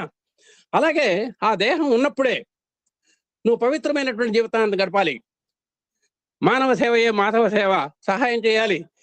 సమాజ సేవే సర్వేశ్వరుని సేవ, సమాజ సేవ చేయాలి. నువ్వు ఆ విధంగా అంకితం చేసి సర్వేశ్వరుని యొక్క అనుగ్రహానికి నువ్వు పాత్రలు కావాలి. ఆ విధంగా నువ్వు మానవుడిలో మాధవుడిని చూడాలి, మాధవుడికి సేవ చేయాలి. ఆ మాధవుడి యొక్క అనుగ్రహ సంపత్తికి నువ్వు నోచుకోగలగాలి. మనము ఈ యొక్క సమ్మర్ క్లాస్ యొక్క మన చేసినందుకు, ఈ పవిత్రమైనటువంటి వాతావరణంలో ఒక మాసం కాలం గడిపినందుకు దీని యొక్క పవిత్రతత్వము మీ హృదయంలో, చిత్తములో హత్తుకొని పోవాలి. ఈ 30 రోజుల్లో మనం చెప్పినటువంటి సారాంశం అంతా కూడా మీ హృదయంలో ప్రతిష్ఠితం చేసుకోవాలి, ముద్రింపబడాలి. మంచి ISI ముద్ర ఎట్లా వేస్తామో మీ హృదయంలో ఈ 30 రోజుల యొక్క జ్ఞాన సారం అంతా కూడా, వేద సారం అంతా కూడా ఒక ISI ముద్రలాగా వేసుకోవాలి. 3 నుంచి 4 వరకు హిందూలాల్ షా భగవంతం మన సంస్థల గురించి, మన ప్రవర్తనల గురించి, మన యొక్క పరిణామముల గురించి పరివర్తనల గురించి అనేక రకములుగా మీకు చెప్పినారు. ఇందులాల్ షా ఆయన మంచి మహనీయుడు, స్వామి యొక్క భక్తుల్లో మంచి అగ్రగణ్యుడు. అలాగే సూర్య భగవంతం గారు, ఆయన పెద్ద విజ్ఞానవేత్త, సైంటిస్ట్. అలాంటి వాళ్ళు కూడా భగవతత్వం ముందు తలలు వంచారు. వంచి శిరసావహించి స్వామి యొక్క భావాలను సంతరింపజేసుకొని స్వామి యొక్క అనుభూతులను పొంది స్వామి యొక్క దివ్యానుగ్రహ పరిపూర్ణ సంపన్నులై వారు స్వామిని కడదాకా, ప్రాణం పోయేదాకా వాళ్ళు కూడా స్వామిని వదిలిపెట్టలేదు. అలాగే స్వామి కూడా మదిని సాయి నిన్ను మరువడెప్పుడు అనేటువంటి వాళ్ళకి సాక్షాత్ ఉదాహరణలు వీళ్ళిద్దరు, ఇందులాల్ షా, సూర్య భగవంతం. ఇంకా చాలా మంది ఉన్నారు, ఇద్దరిని ఇక్కడ మనకు చెప్పారు. వీళ్ళంతా కూడా స్వామి యొక్క అమేయమైనటువంటి ఆ అనుగ్రహానికి పాత్రులైనటువంటి వాళ్ళు. మన యొక్క పరిణామములను గురించి, పరివర్తనల గురించి అనేక రకములుగా మీకు చెప్పారు. వీళ్ళిద్దరూ స్వామి యొక్క సంస్థలు, సంస్థాగత లక్ష్యాలు, వాటి యొక్క పరిణామాలు, వాటి యొక్క విధి విధానాలు, నియమ నిబంధనలు, rules and regulations, don'ts and do nots and dos and do nots, ఇవన్నీ కూడా మీకు సమగ్రంగా చెప్పారు. సాయి సంస్థ అంటే ఏమిటో మీకు ఒక విశ్వరూపాన్ని చూపించినటువంటి వాళ్ళు ఇందులాల్ షా అండ్ సూర్య భగవంతం గారు. కాబట్టి వాళ్ళ మాటల్లో మాకు సాయి సంస్థల యొక్క సమగ్ర స్వరూపం మీకు కళ్ళ కట్టినట్టు చెప్పారు. ఓ దివ్యాత్మ స్వరూపులారా, ఈనాడు నూతన సమాజం ప్రారంభించడం కాదు, మనలో ఉన్నటువంటి ఉత్తేజమైనటువంటి భావనను ప్రకటించడమే మన యొక్క కర్తవ్యము. కాబట్టి మనం ఏదేదో కొత్తగా ప్రారంభించడం కాదు గొప్పతనం. మనం ఉత్తమమైనటువంటి ఉత్తేజకరమైనటువంటి భావ సంపత్తిని మనం అమర్చుకోవాలి. అలాగే సాయి సంస్థలు అనేటువంటివి కేవలము స్వార్థ రూపమైనటువంటివి కావు. ఎక్కడ స్వార్థం అనేటువంటి సాయి సంస్థలో కనబడటానికి వీలేదు. నిస్వార్థ ప్రేమే తప్ప, నిస్వార్థ సేవే తప్ప అస్వార్థం అనేటువంటి పదాలు ఇక్కడ కనబడటానికి వీలేదు. సర్వమత సమ్మతమైనటువంటివి సాయి సంస్థలన్నీ కూడా మన సింబల్లోనే ఉంది. సర్వమత సమ్మేళనం మన సింబల్లో ఉంది సాయి సంస్థల్లో. కాబట్టి అన్ని మతాలు ఇక్కడ సమానమే. అన్ని మతాలని మనం గౌరవిస్తాము. అన్ని మతాల యొక్క పండుగలను మనం చేసుకుంటాము. అన్ని మతాల పండుగలను అందరము, అన్ని మతాల వారము జరుపుకుంటాము. అది మన సాయి సంస్థలో ఉన్న గొప్పతనం. ఇవి వ్యక్తిగతమైనటువంటివి కానివి కావు, కేవలము పేరు ప్రతిష్టలకే నియమించమైనటువంటివి కావు. కొంతమంది ఇందులో స్వార్థపరులు కొంతమంది ఉండటానికి అవకాశం ఉంది. అట్టి వారిని లెక్క చేయొద్దు. మీరు స్వార్థరహితమైనటువంటి సేవలతో మీరు ముందుకెళ్ళాలి. మీ ఉత్సాహాన్ని ఏ రీతిగా ఎక్కడా కొరత లేకుండా చూసుకోవాలి. నిన్న ఉత్సాహం గురించి వాళ్ళు డేలా పట్టం కాదు, ఆ ఉత్సాహం ఎప్పుడు పర్మనెంట్ గా ఉండాలి. కారణం ఏంటంటే ఈ వాతావరణంలో ఉన్నంత వరకు కూడా ఇవి చాలా పవిత్రమైనటువంటివిగా ఉండాలి, పరిశుద్ధమైనటువంటివిగా ఉండాలి, స్వార్థరహితమైనటువంటివిగా ఉండాలి. ఆ విధంగా మీరు వర్తించాలి, గుర్తించాలి, వర్తించాలి. మీరు బయట వాతావరణంలో చేరినప్పుడు ఇవి మారక తప్పదు. మీరు ఎప్పుడైతే సాయి సంస్థల నుంచి బయటకు అడుగు పెడతారో అక్కడ విష వాతావరణం అలుముకొని ఉంటుంది. అంత మాత్రం చేత మీరు ఎక్కడ ఉబ్బితబ్బిబ్బడాల్సిన పని లేదు.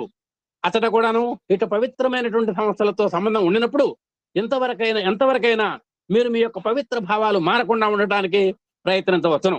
కాబట్టి మీరు సాయి సంస్థల్లో ఉన్నా, సాయి సంస్థల యొక్క వెలుపల ఉన్నా మీ యొక్క పవిత్ర భావాల్లో ఎలాంటి మార్పు రావడానికి వీల్లేదు. మీ మాటలో ఎక్కడా పొరపాటు పట్టడానికి వీల్లేదు. మీ భావంలో ఎక్కడా పొరపాటు పట్టడానికి అవకాలేదు. ఏమన్నా చివరిగా వచ్చామండి. దీనికి ఒక చిన్న ఉదాహరణ. ఒక మట్టి కుండలో నిండుగా నీరు తీసుకొని ఒక ఉట్టిపై పెట్టినప్పుడు 2-3 దినములు అయ్యేటప్పటికి క్రమక్రమేణా ఆ పాత్రలో నీరు కొంచెం తగ్గుతుంటుంది. కారణం ఏంటంటే ఆ మట్టి కుండ ఆ నీటిని కొంతవరకు పీల్చుకుంటుంది. దానికి బయట భాగంలో ఏ మాత్రము కూడాను నీరు లేదు కనుక నీటికి విరుద్ధమైనటువంటి వేడి ఉండటం చేత ఆ నీరులోని భాగం కొంతవరకు తగ్గిపోతుంది. తెలుసు కదా, మనకు మట్టి కుండ పెట్టాం, పుట్టి మీద పెట్టాం, చుట్టూ గాలి తప్ప ఏం లేదు కాబట్టి ఆ దాంట్లో ఉన్నటువంటి నీరు ఒక్కరొక్కరు తగ్గుతుంది. దేనికని కుండ పీల్చుకుంటుంది కాబట్టి. ఆ విధంగా కాక నీరు నింపినటువంటి ఆ పాత్రని నీటిలోనే పెట్టినప్పుడు ఆ పాత్రలో నీరు తగ్గటానికి అవకాశం లేదు. అదే మట్టి కుండని మంచి నీటితో కూడినటువంటి వాతావరణంలో మనం పెట్టినప్పుడు అక్కడ వేసం కూడా మీకు నీటి మట్టం తగ్గదు. అదే విధంగా మీరు మీ హృదయాలు అనేటువంటి పాత్రలో ఆధ్యాత్మికమైనటువంటి సారాన్ని నింపుకున్నారు. ఇప్పుడు మీరు 30 రోజుల నుంచి మీ హృదయం కాసేపు మట్టి కుండ అనుకున్నాం. ఇక్కడ చెప్పినటువంటి వేదసారం అంతా కూడా నీళ్లు అనుకుందాం. ఆ విధంగా మీరు నింపుకొని పెడుతున్నారు. మీ యొక్క హృదయ సారం అనేటువంటి నింపుకున్నారు. తిరిగి మీరు నాస్తిక వాతావరణంలో చేరినప్పుడు మీలోని ఆస్తిక భావం కొంతవరకు తగ్గవచ్చును. ఏ విధంగా అయితే గాలిలో ఉన్నటువంటి మట్టి కుండలో నీటి మట్టం ఏ విధంగా తగ్గిందో, బాహ్య వాతావరణంలో మసులుకున్నటువంటి మీ యొక్క హృదయంలో కూడా కొంత నాస్తిక భావ వాతావరణం వల్ల మీకు మీ మీ పవిత్ర భావాల్లో కొంత మార్పు రావడానికి అవకాశం ఉంది. అంటే ఆ పవిత్రత తగ్గచ్చు. ఏమాత్రము అట్లు కాక మీరు ఆస్తిక సంఘముతోనే చేరినప్పుడు మీ ఆస్తికత్వము ఏమాత్రము తరుగక, కృంగక, పొంగక సమత్వంగానే ఉంటుంది. అదే సత్యసాయి సంస్థ లాంటి ఆధ్యాత్మిక సంస్థలతో మీరు అనుసంధానం జరిగినప్పుడు హాయిగా నీటిలో ఉన్నటువంటి ఆ మట్టి కుండలో ఉన్న నీరు ఏ విధంగా అయితే నీటి మట్టం తగ్గదో, మీలో ఉన్నటువంటి పవిత్ర భావజాలం యొక్క ఆ సారం కూడా ఏమాత్రము మార్పు లేకుండా సుస్థిరంగా 10 కాలాల పాటు పదిలంగా ఉంటుంది. దాన్ని మీరు గమనించాలి. ఈ విధంగా కొన్ని సంవత్సరాలు సమత్వంగా ఉన్నప్పుడు ఇక దీన్ని ఎవరు మార్చడానికి వీల్లేదు. ఈ విధంగా మీరు స్టికాన్ అయిపోవాలి. ఆ స్టికాన్ అయినటువంటి ఒక స్టిక్కర్ ఏ విధంగా అతుక్కుంటుందో ఆ భావజాలం అంతా కూడా హృదయంలో అంతా మంచి గాఢమైనటువంటి ఫెవికాల్తో అంటించినటువంటి స్టిక్కర్ లాగా తయారవ్వాలి. అంటే ఎవరు పీకినా కూడా అది వేషం కూడా కదలటానికి అవకాశం లేదు. కాబట్టి అంత సుహృద్భావజాలాన్ని మీరు సుస్థిరం చేసుకోవాలి. మీరు ఇంకా యువకులు, మీరంతా కూడా యూత్ కనుక మీ యొక్క మనస్సులు కొంతవరకు చలన స్థితిలో ఉండేటువంటివి. చంచలమే మన కృష్ణ. మనస్సు ఎవరికైనా సరే చంచలం అవుతుంది. మీ మనసులు ఇంకా చంచలంగా ఉంటాయి. దేనికని? మీరంతా కూడా కుర్రకారు కాబట్టి. యువకుల యొక్క మనస్తత్వం ఎలాంటిదంటే ఒక బ్రహ్మచారి శతమర్కటముల చంచల భావములతో ఉంటుందట. బ్రహ్మచారి శతమర్కట అనే ఒక సామెత ఉంది. అంటే ఏమాత్రం సమాజంలో వీళ్ళంతా కూడా బ్రహ్మచారులు, వచ్చిన వాళ్ళంతా కూడా ఆ యూత్ అంతా కూడా అంటే చదువుకున్నటువంటి స్టూడెంట్స్ కదండి. మీరంతా కూడా బ్రహ్మచారులు కాబట్టి మీ యొక్క మనస్సు శతమర్కట 100 కోతలతో సమానం అని చెబుతుంటారు. మన మనస్సుకు కూడా చాలా తెకమక్కలు పడేటువంటి స్వభావము ఈ వయసులో ఉంటుంది. జనరల్ గా కుర్రకారు యొక్క మనసు ఏది చెబితే అది అటు పోతూ ఉంటారు. వాళ్ళకి స్థిరమైనటువంటి ఒక నిర్ణయ జ్ఞానం ఉండదు. ఆ విధంగా ఆ మనసు కొట్టుకుపోతూ ఉంటుంది. దాన్ని యూ హ్యావ్ టు కంట్రోల్. ఇలాంటి సమయం అందు మనస్సును స్థిరపరచుకోవడానికి మీరు వెళ్ళిన తర్వాత ఆయా ప్రాంతాల్లో ఉన్నటువంటి సాయి సంస్థలతో సంబంధం కలుపుకొని మన యొక్క సంబంధ బాంధవ్యమును అభివృద్ధి కావించుకొని తద్వారా దేశమునకు తగినటువంటి ఉపకారం కావించేటువంటి కర్మయోగులుగా మీరు మారాలని నేను ఆశిస్తున్నాను. కాబట్టి మీ ఊళ్ళకి వెళ్ళండి, మీ మనస్సు స్థిరంగా పెట్టుకోండి. అక్కడ ఇతర సంస్థల యొక్క సంగమంలో చాలా జాగ్రత్తగా ఉండండి. సాయి సంస్థలతో అనుబంధంగా పెట్టుకోండి. సత్యసాయి సమితులతో మీరు అనుబంధం ఇవ్వండి. ఆ అనుబంధమై మీలో ఉన్నటువంటి భావజాలాన్ని ఇంకా ఇతోధికంగా వృద్ధిపరచుకునేటువంటి నేపథ్యంలో మీరు నడవాలి. ఆ విధంగా మీరు లబ్ధి పొందాలి, మీ కుటుంబాన్ని లబ్ధి పొందించాలి. మీరున్నటువంటి ఊరికి, మీరున్నటువంటి జిల్లాకి, దేశాలకు కూడా మీరు మితాన్ని సంపాదించి పెట్టాలి. ఆ విధంగా మీరు ఉత్తమ పౌరులుగా తీర్చిదిద్దబడాలి. భావి దేశోద్ధారకులుగా మీరు రూపొందాలి. మరి కుటుంబం దగ్గర నుంచి, తల్లిదండ్రుల దగ్గర నుంచి అందరికీ కూడా మీరు సేవ చేయగలగాలి.